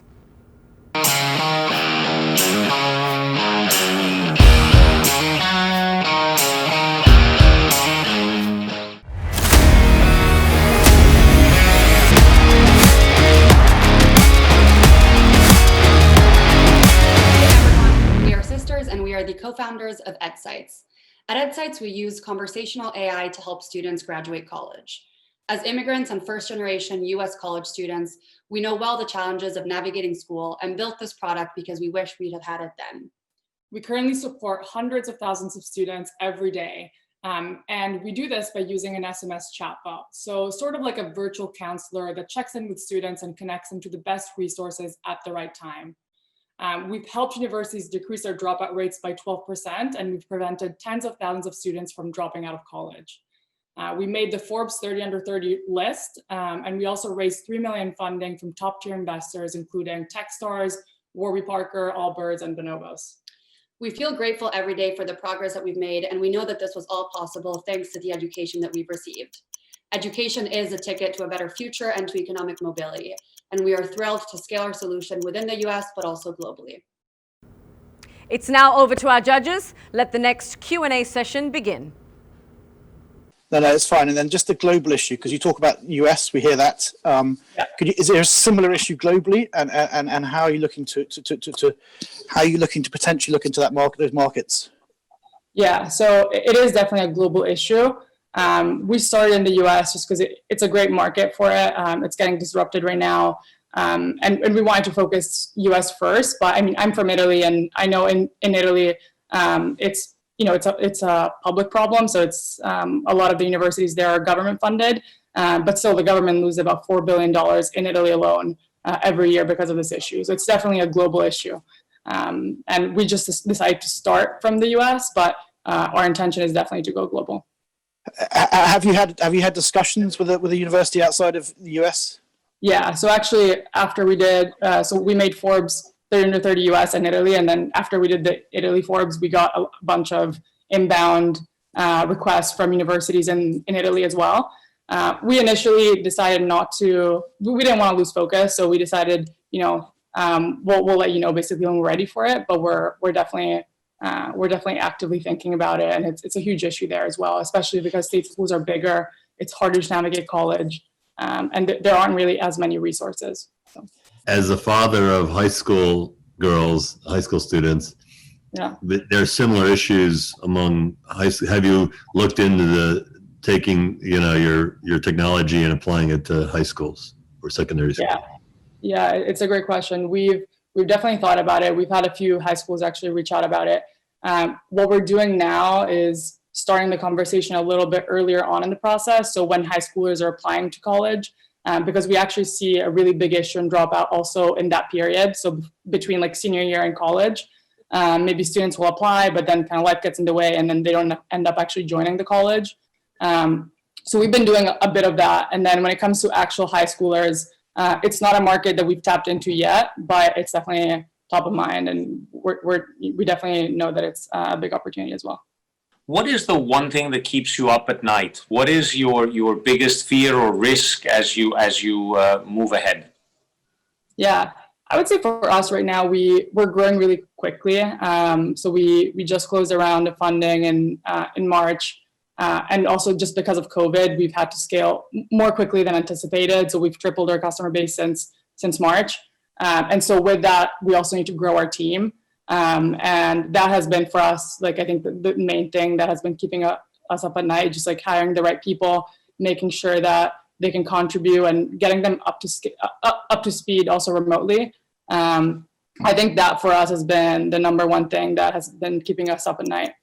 Just the recruiting, the training, and making sure that we hire slow and don't rush into things. I would say that's the main concern. Again, congrats to T Gelf and everybody, because these were great, really great. All four were really dynamite. I would love to, get behind all four of these. iStem and EdSite are both.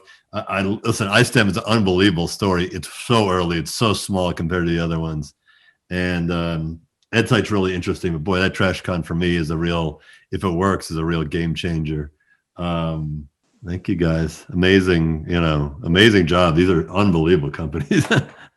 It's not just that they're doing something exciting, but it is that they are transforming the way we see trash, and you shift the mindset from a waste to a raw material. This is transformational, right? It completely solves a lot of the issues. And what I like is they're aligning profit with a solution for the environment. So it's self-sustaining, it will survive. You don't need government grants and it will work. It's genius.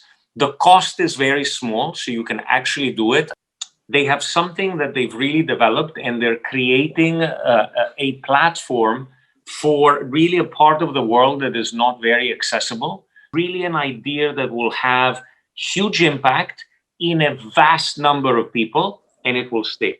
And they will need a lot of help in terms of the business model. I can see it in his heart that they really mean to do well, and that is so commendable. They're good. They're there. They're doing something nice. They have a business model, but they're already addressing, I think, at this level, higher education later on. I think the real problem for the masses is, start with elementary schools, and because usually there's no money, that is not what they're addressing. Very commendable, very exciting. TrashCon had me at hello. I have self-diagnosed landfill anxiety, and honestly, I was afraid that it was going to seem too good to be true. To be honest, I was afraid I'm going to have to convince them all that this is real because I watched every single thing she had on the internet, and I cannot believe this is real. Honestly, it's like a really happy day here. I finally can get rid of my microwave that takes like 17 steps to open the door just because I don't want to imagine it in the landfill, but sitting downstairs. I just, first of all, I love her. I love her spirit. I mean, in terms of, again, the storytelling that I think, Shiv, you mentioned before, and the ability to inspire, she's incredible. Her story is incredible. And also in terms of the sort of collateral sort of, outreach of the project is incredible. Then iSTEM, because they are amazing, and EdSite for the same reason. It does seem like they're going to be okay. I just wanted to say, first of all, thank you. I mean, I think you've got a really great shortlist here. Wow. I'm going to get started. TrashCon, I'm there. I'm with you all. I'll be honest with you. Listen, if this is real, this is something special. And I think I hope if not the winner of globally, the winner of everything. I mean, this is very, very special. For me, EdSite, mental health is important to me. I know this is more about keeping them educated. For me, empowerment of education is top of my list. Thank you all. Thank you. Lovely. Thank and you, I hope Henry. to catch Thank up you with you, so Rachel, much. all of you. And Khan, lovely to speak to you. See you soon, I hope.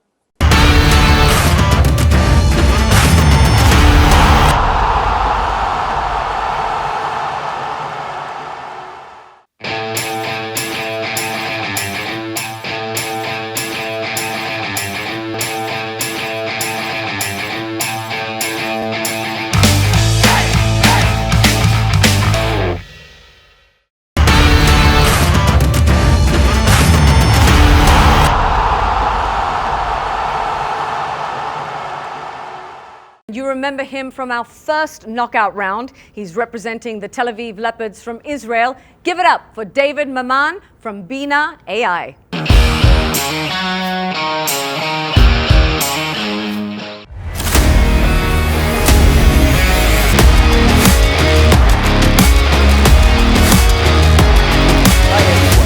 Thank you very much for having us. My name is David Maman and we are Bina AI. At Bina AI, we are challenging one of the toughest challenges available today. We are making healthcare available anywhere to anyone at any time. Just by using a smartphone app, that's what it takes. We're able to extract vital signs in order to make any kind of decision that a person needs, to make healthcare available anywhere, and to make any kind of industries that are basing their decision by extracting vital signs to make it available to everyone. We're already in the process with a lot of different companies and in a lot of different governments in order to make it available to everyone. The solution have already been approved by a few countries as a medical device. And today, in under a minute, you're able to extract the most important vital signs just by looking at your smartphone.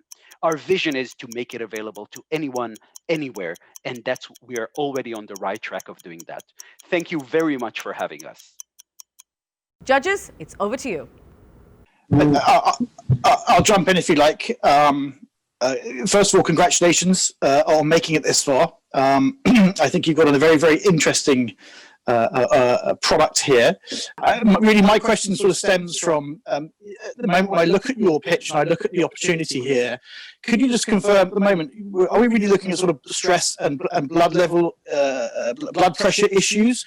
Or is this going to be advanced to go further than that, to sort of tell a bit more about the individual and the patient itself? Okay, so what we already have in production now, running over 10 million devices, we have oxygen saturation, respiration rate, heart rate, hemoglobin level is coming out within the next 2 months, and all the different reads are already available and in production.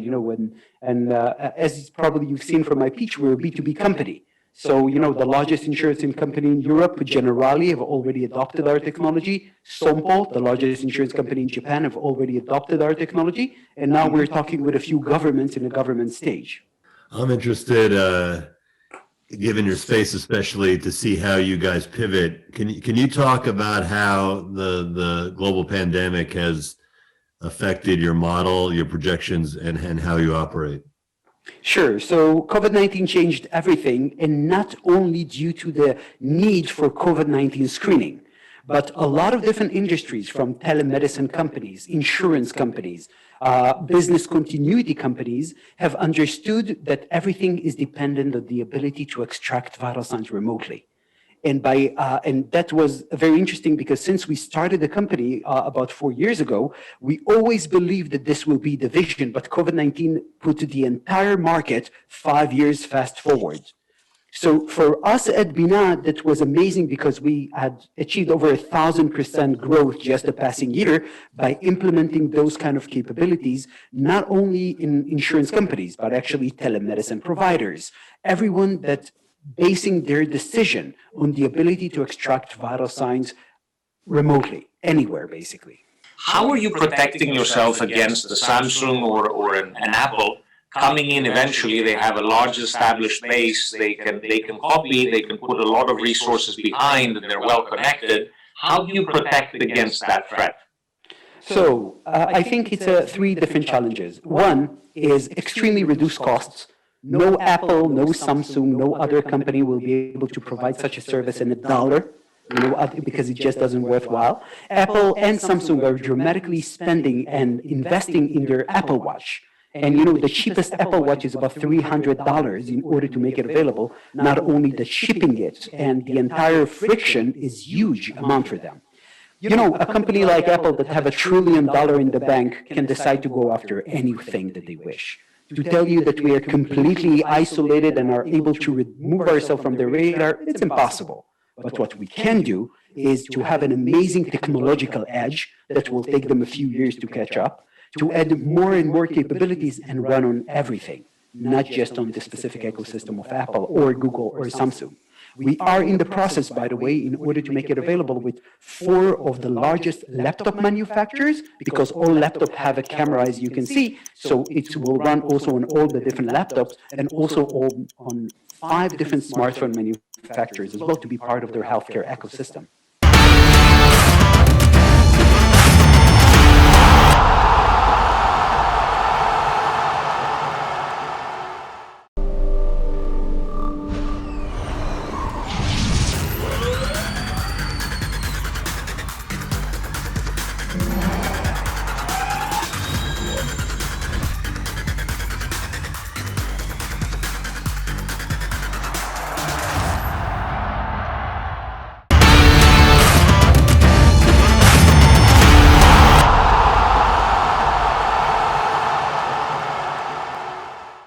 Ladies and gentlemen, you heard from them earlier. Their team is representing the London Wildcats and Team Great Britain. Let's hear it for Team Pangaea.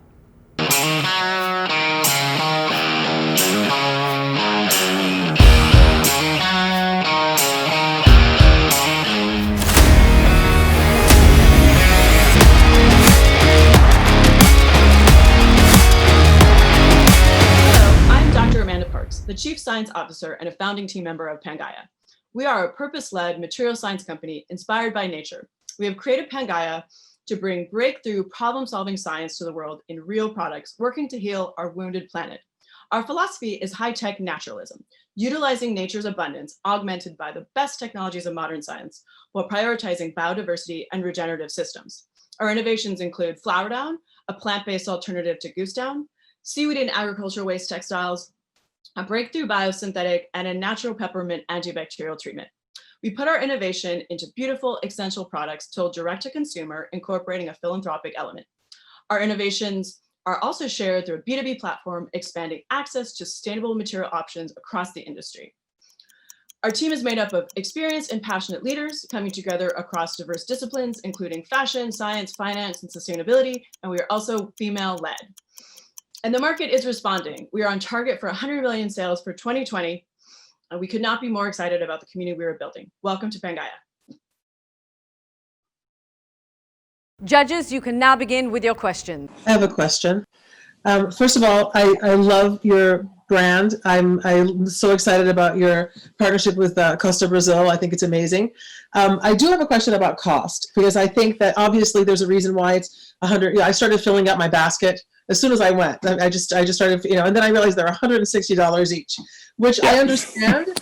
And, I mean, you're breaking scientific ground. I absolutely get it. But somewhere in your vision, right, there must be an understanding that to really create profound change, it's going to have to become more accessible, right? And the actual technology, but as well as the clothing. So my question is there a plan in your vision where your technology becomes more cost effective and where the clothing are more accessible and still maintains its sustainability? So maybe I answer. So maybe Pangaia is we have two legs in the company. We have the consumer-facing brand, which is positioned as a premium brand, and we have the B2B business, which is designed to sell new, let's say, materials and innovations to big incumbents, such as, for instance, Adidas. And the purpose of the B2B is obviously we're going to start we will target, let's say, more the high end and the premium, and then as we scale, we're going to attract the Adidas and the H&M and the entire industry. And by doing so and by scaling more rapidly, by including all the industry in this movement, we will be able to reduce the cost and to pass this on to, let's say, the final consumer. For example, if Adidas sort of adopts your process, right? Will it then necessarily no longer be sustainable? Meaning, once you're producing in that quantity, once you're okay, I see what you mean. That's all about kind of managing the supply chain and working with them and having to basically if we're supplying the textile or the fiber, then yes, we have a lot more control over that, or even working all the way through the product. So that it's fully possible. That is really a management question and a partnership question. Are you going to make some of this technology available? Is it going to be, and just quickly, how are you going to do that? Because from my perspective, the global reach and the sustainability issue is questionable, but based really on what impact are you really going to have regarding the technology you produce yourselves? How is it going to be made available? And just impactfully, what's that play look like? So all technologies we produce, we are making it available for everyone. We're not keeping it for ourselves only. Sure, I think at the same time, we're going to sell them. We're not going to open up the IP. So the idea is to bring it up, and then create the profits in order to invest in the better and better technologies, if that's the question. So idea is that we do want to bring like our flower down technology. We want to replace all animal down, and we want to give it to Patagonia. We want to give it to Moncler. We want to give it to North Face and so on. We don't want to keep it for us only. So there is no idea of bringing innovation and keeping it with Pangaia. Idea is of making it available for everyone. And I think coming back to the point about the cost, by making it available to everyone, we make it as competitive as possible to replace all which is out there now, which is not good for the environment. And also just to add to that, that with the innovations, we figured out the entire production chain, which is really a big part. The patent is one thing, the breakthrough innovation is one thing, getting it all the way to commercialization where we can literally sell it to you or do a partnership with our factory is a much bigger deal. It makes it much more accessible for brands who don't have internal science and innovation, and then the impact can go faster and further. Thank you, Team Pangaia. From what I know of a business like that, Rachel, is that the costs for the R&D are going to be huge. It's not easy to develop spider silk. It's not easy to develop a flower down. So the base costs will be high, and that may impact their margins currently, but with production and everything else. For production, and at which point they are no longer, sustaining a low carbon footprint, right? Like how much silk, how much like whatever butterfly silk can you, I don't know at what point that they're no longer a sustainable and low carbon footprint company. So how high can they go? It's interesting. They're quite different in that. The first one really, I still believe, has got some existential issues on the grounds that every time you have to deal with governments, issue number one. And issue number two, eventually, I think they may survive, but I think they'll probably be bought out, which financially is going to be great for them. Because I do not think that once you have 50 million customers in any country and as visible as Japan, one of the big guys is not going to pick up on the technology, right? Whether it's adding and creating something. So I also saw in the second company, and you can see that in Pangaia, they're bigger, better run. You can kind of see the more corporate structure in the team. They're already profitable. They will be around. And they have the capacity, I guess, to scale and produce while they're profitable and manage that, right? This is an AI technology play where we're basically offering data to governments. Am I mistaken here that they are selling? It's a sale to the government, and the government will then distribute to insurance businesses, or did I get this all wrong?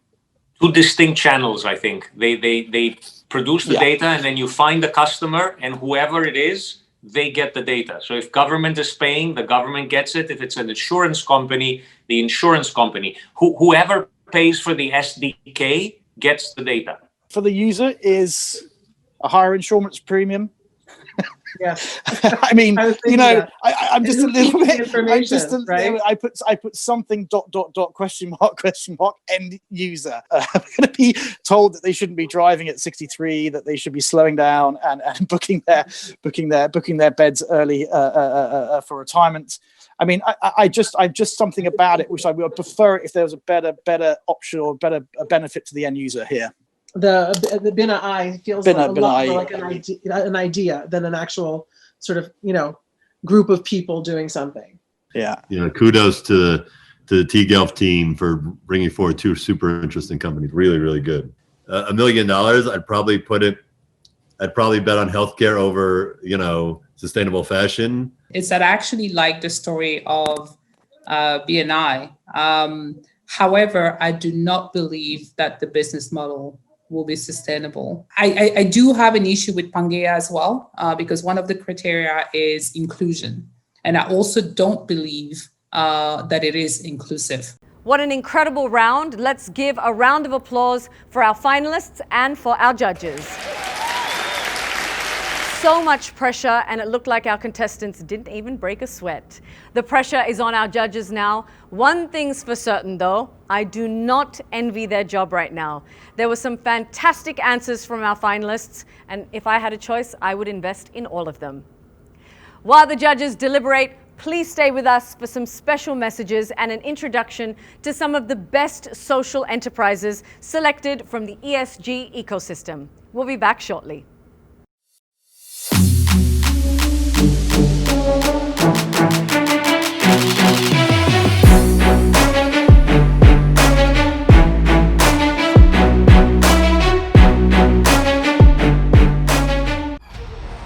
Our story started with a simple idea, the chance to demonstrate the potential of sustainable mobility.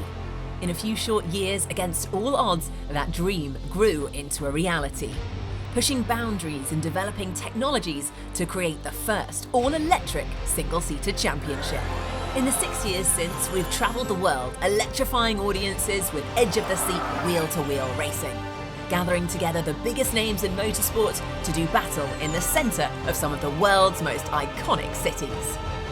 We've seen the drama and emotion of the most unpredictable and competitive racing series on the planet. Yes, guys! We've seen championships won and heroes made. I'm lost for words, man. From humble ideas, great legacies can grow. We are the ABB FIA Formula E World Championship.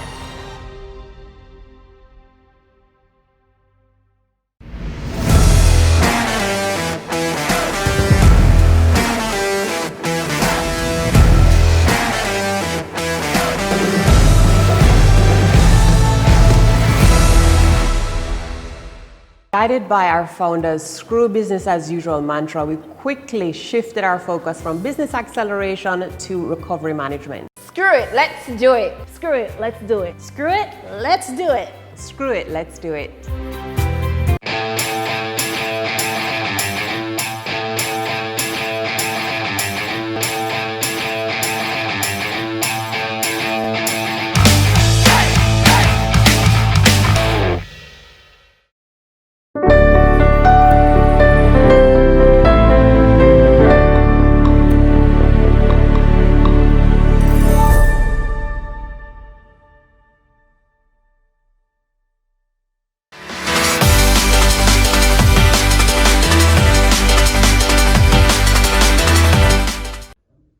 David Meltzer here to thank you for joining the Entrepreneurship Sports Generation movement.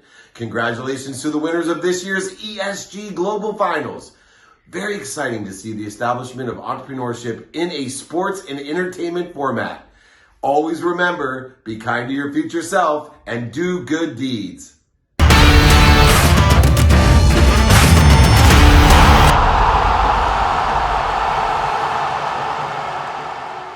Please put your hands together for our special guest.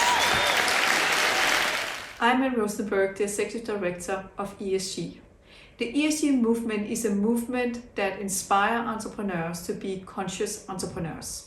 It is so important when we build startups that we do it with focus on the 17 global goals. Together with United Nations, we need to build back better, and we need so many great ideas to really come up with new solutions with exponential technologies where we support all the 17 global goals. And this is what the ESG movement is focusing on. That is why I'm excited to announce the 3 winners on the social entrepreneurship tracks. There's been thousands of great social entrepreneurs, and it was difficult to go in and find the 3 best. But here they come.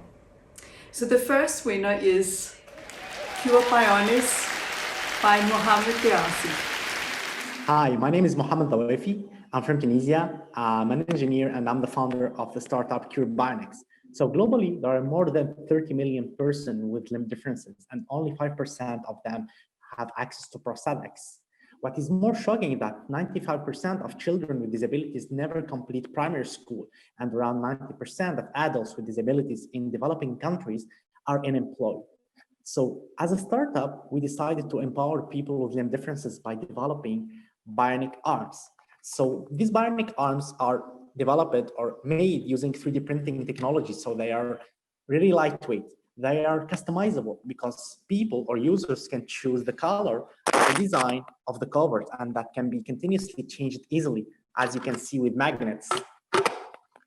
These prosthetics are controlled with muscle signals, so no need for any surgical intervention to implement it. It's using artificial intelligence, so it's really easy and intuitive for usage. It has a solar charger because some countries don't have access to electricity. And finally, it's a multi-grip hand, so it can help them to do a lot of gestures like grabbing a big object, small object, tapping on the mouse, and many other gestures. Also, we developed a therapeutic solution using virtual reality, allowing users to get trained, but also to have a psychological therapy to accept their prosthetics. So they will be using VR to see a virtual hand, to control it with the same sensors of prosthetics, which is good for training, and to play games that simulate the therapy exercises in a gamified and funny way, while the therapy doctors can see on real time and online way the data and graphics. So at Cure Bionics, we believe that real superheroes don't wear capes but prosthetics. So be part of this dream. The second winner is Recidivis with Clementine Jacobi. Hi, I'm Clementine, and I'm one of the co-founders of Recidivis. The United States incarcerates more people than any country in the world at any point in history. The result is a global scale problem. The US accounts for 25% of the global incarcerated population. 1 in 3 women incarcerated anywhere is incarcerated here. 1 in 3 Black men in the US will go to prison in their lifetimes. And 83% of those released from prison will one day be rearrested. In short, we've built a revolving door that millions of people enter when young and can never leave. So we started Recidivis to help make the US justice system an effective, accountable, and inclusive institution, as stated in the 16th Sustainable Development Goal. We're a nonprofit tech company that helps state governments reduce incarceration quickly, safely, and equitably. We've built an open source platform that pulls together fragmented data and powers tools that help governments across the country diagnose their local issues, make changes, and track their impact. Using technology, we can reach thousands of individual decision makers across our fragmented justice system. We can send alerts to individual officers telling them which people might need housing or treatment. We can help staff at the ground level see how their decisions can improve outcomes for people caught in the system. Our early states have been able to reduce recidivism, meaning people who end up back in prison after having left, by 30%, and their prison populations by 20%. We're now working in 8 states, covering 15% of the country. During COVID, we turbocharged our work, helping states safely transition people out of crowded prisons and into the community during the pandemic. The states that worked with us reduced incarceration 3 times faster than states that didn't, resulting in thousands of early releases from prison. COVID is creating temporary downward pressure on incarceration. By leveraging this moment, we can help end mass incarceration, healing communities and returning people to their families generations earlier than would be possible without a scaled solution. Thank you. And the third winner is Restate Anastasia Kalanina. 2020 may have been a difficult year for all of us, but it really prompted us to reconsider many of the things that we were taking for granted for far too long. We saw people dying because they could not get access to quality healthcare.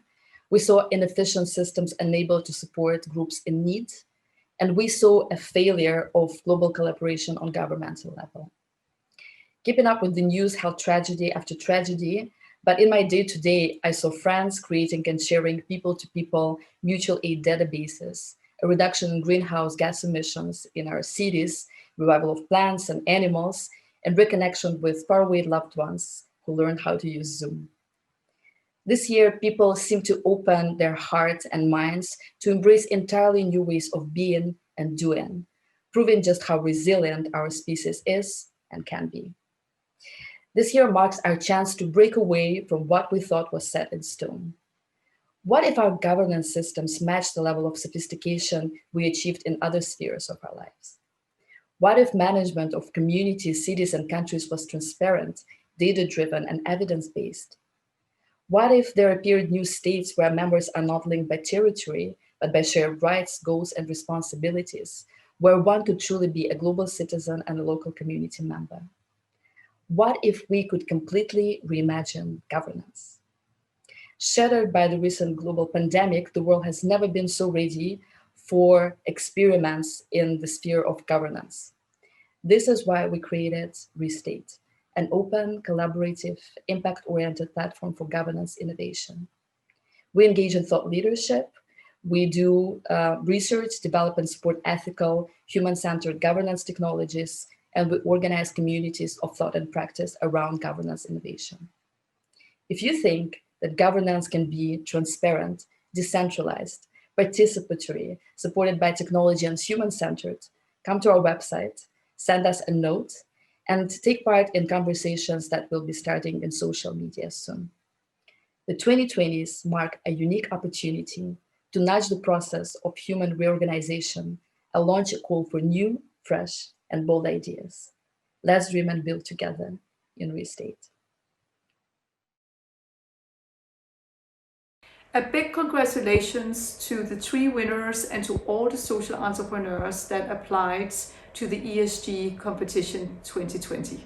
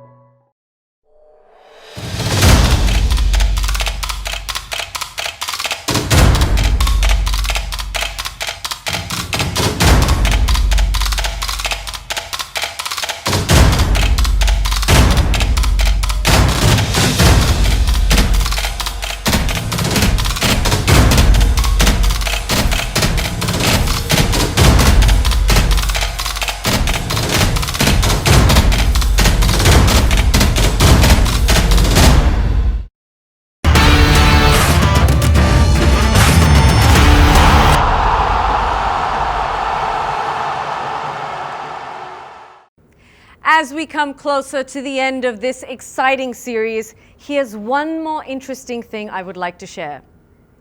Just a few years ago, children were given very few career choices and even few moments of encouragement to deviate from the expected path. It makes me very happy to see that today we are moving away from that mindset so quickly, and we know just how important the youth is in helping build our diverse, inclusive, sustainable future. ESG's youth competition was rolled out across India this year and will be rolled out globally in 2021. Ladies and gentlemen, I present to you highlights from ESG Youth 2020.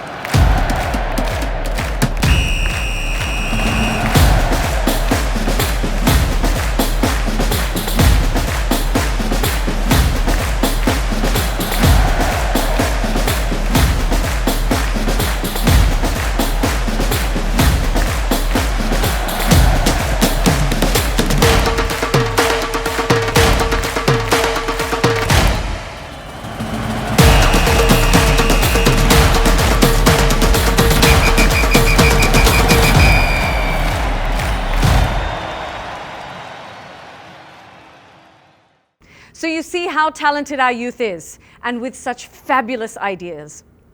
T-Guelph reaches 3 million children in 14 countries and has set a target to reach over 100 million children in the next 3 years. Please join us in spreading the word. Let's change the world one school at a time.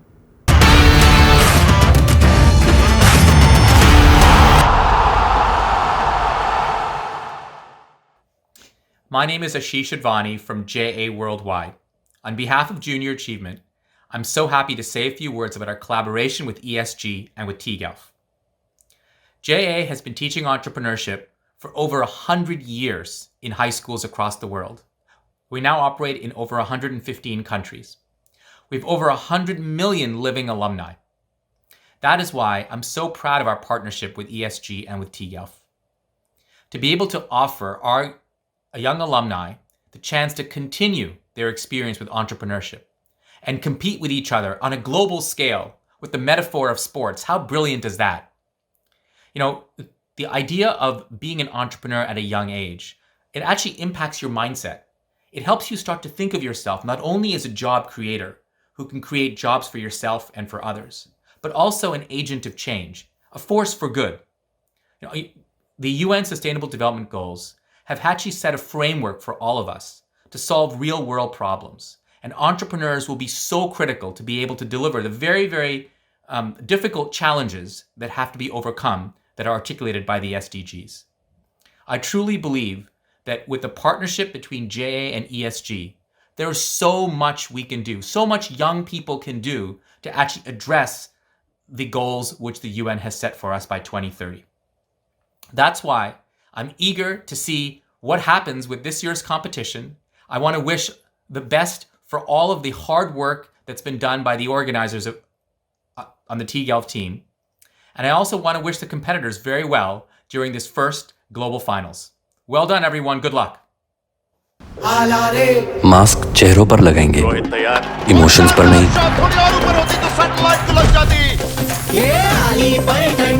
Social distancing करते रहेंगे और dancing भी।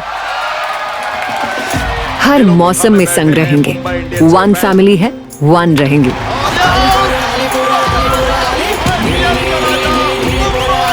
हम हैं one family. हम हैं Mumbai Indians. दुनिया हिला दे हम। Imagine a world with 1,000 great leaders. Where are they?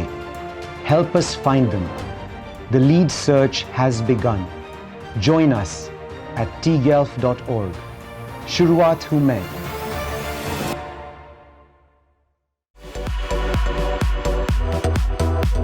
Progressive. Accepting. Resilient. Peaceful. Inclusive. Blissful. Bright.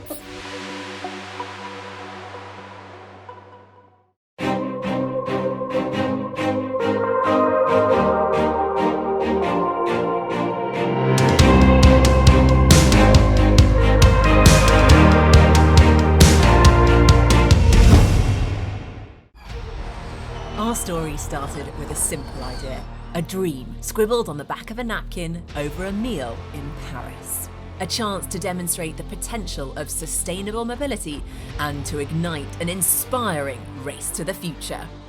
In a few short years, against all odds, that dream grew into a reality, pushing boundaries and developing technologies to create the first all-electric single-seater championship. The lights are coming on, and for the first time, we go green in Beijing. In the 6 years since, we've travelled the world, electrifying audiences with edge-of-the-seat, wheel-to-wheel racing, gathering together the biggest names in motorsport to do battle in the centre of some of the world's most iconic cities. We've seen the drama and emotion of the most unpredictable and competitive racing series on the planet. Yes, guys! Great job, team! We've seen championships won and heroes made. I'm lost for words, man. Together, we've driven forward pioneering technologies and accelerated the adoption of electric cars across the world in the fight against climate change. After 6 seasons of racing, we've been certified the first sport in the world to be net zero carbon since inception. There's so much more we can do together. Our mission is to accelerate sustainable human progress in our race for a better future for all. From humble ideas, great legacies can grow. We are the ABB FIA Formula E World Championship.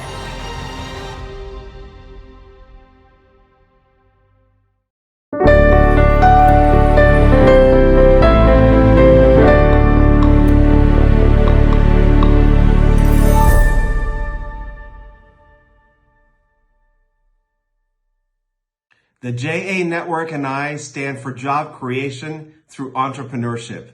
Let's unite. Join the ESG network.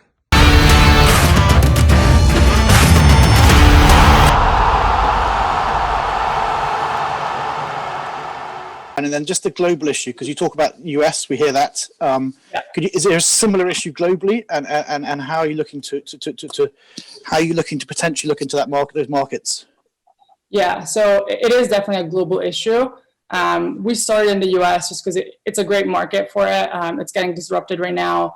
They have something that they've really developed, and they're creating a platform for really a part of the world that is not very accessible. How are you protecting yourself against a Samsung or an Apple coming in eventually? They have a large established base. They can copy. They can put a lot of resources behind, and they're well connected. How do you protect against that threat? So I think it's 3 different challenges. One is extremely reduced costs.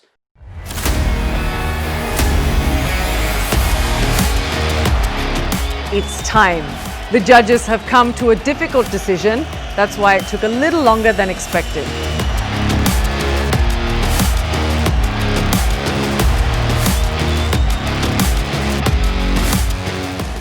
Now to the winners of the early stage ESG competition. Congratulations to the bronze medal winner, iSTEM representing the Delhi Eagles from India, Karthik Soni. I think it's been a really great journey. When I first heard about the ESG, it seemed like a really good way to get some visibility and meet other startups who were doing some really amazing and commendable work as well. And so my primary motivation for applying was really trying and seeing what is happening in social entrepreneurship around the world, and also especially in India, since I did not have much experience and exposure, and also being able to meet mentors and investors. And that's exactly what the ESG ecosystem was all about, which got me really excited about it. And the silver medal goes to Traders of Africa, representing the Lagos Lions from Nigeria, Uju Oza Ojinaka.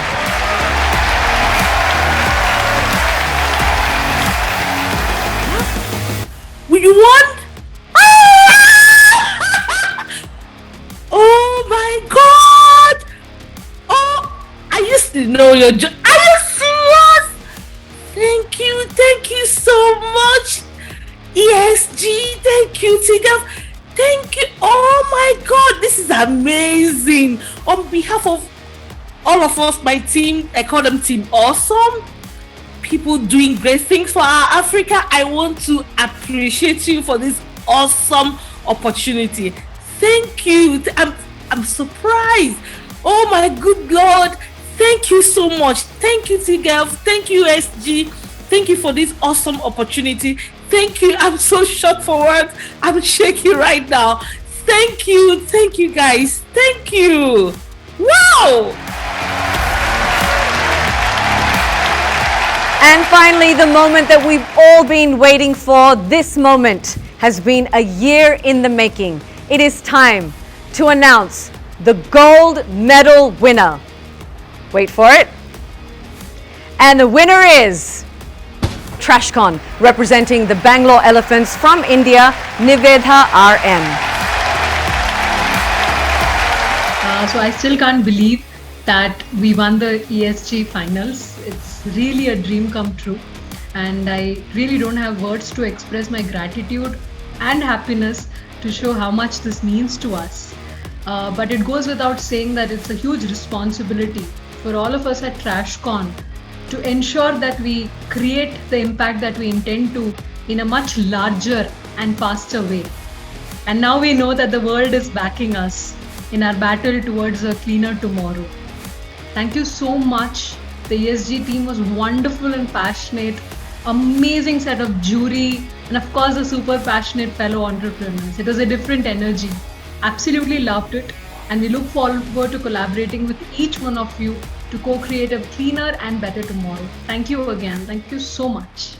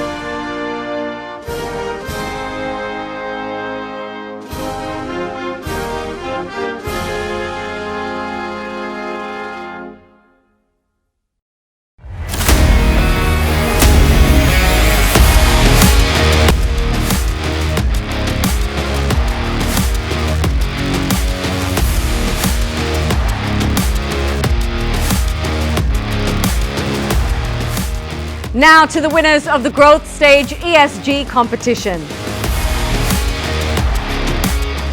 Many congratulations. The bronze medal goes to Robust AI, representing the Palo Alto Pumas from the United States of America, Gary Marcus.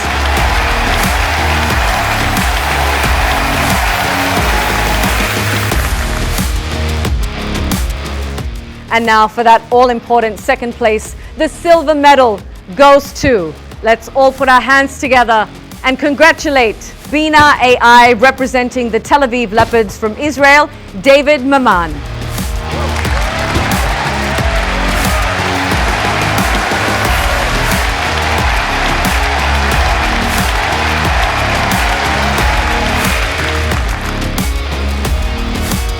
And finally, the moment that we've all been waiting for. This has been a year in the making. The gold medal for the growth stage companies that will change the entire world.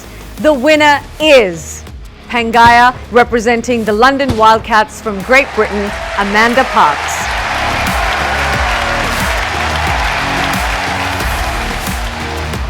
Wow, this is so amazing. Oh, wow, this is an incredible feeling. Thank you so much. From everybody at Pangaea, this is a huge honor. The competition and everybody that we met as part of this program was really incredible companies, and we loved participating so much and getting to know people. So it is a huge honor to have won, and we very much look forward to all of the continued access that we will get from this program and all the support. So really, really amazing organization. Working with ESG this whole time, just incredible people that are offering up their guidance, and we can't wait to see where this program goes around, you know, creating real startups and companies that have purpose and can make impact globally. We're so honored to have been a part of it, and even more honored to be the winners. Thank you.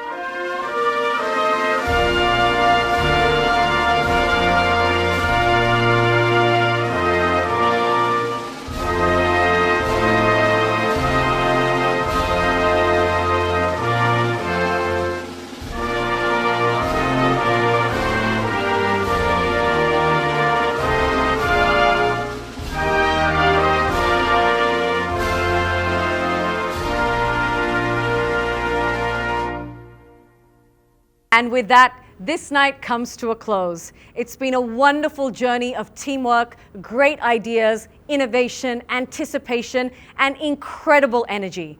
The greatest sport on earth, solving problems and creating jobs to build a sustainable world for future generations. I'm your host, Shibani Dandekar, wishing all our entrepreneurs the very best of luck and thanking you all for being here today. Welcome to the ESG family, and we look forward to seeing you for an even bigger and more impactful ESG 2021. Ladies and gentlemen, good night.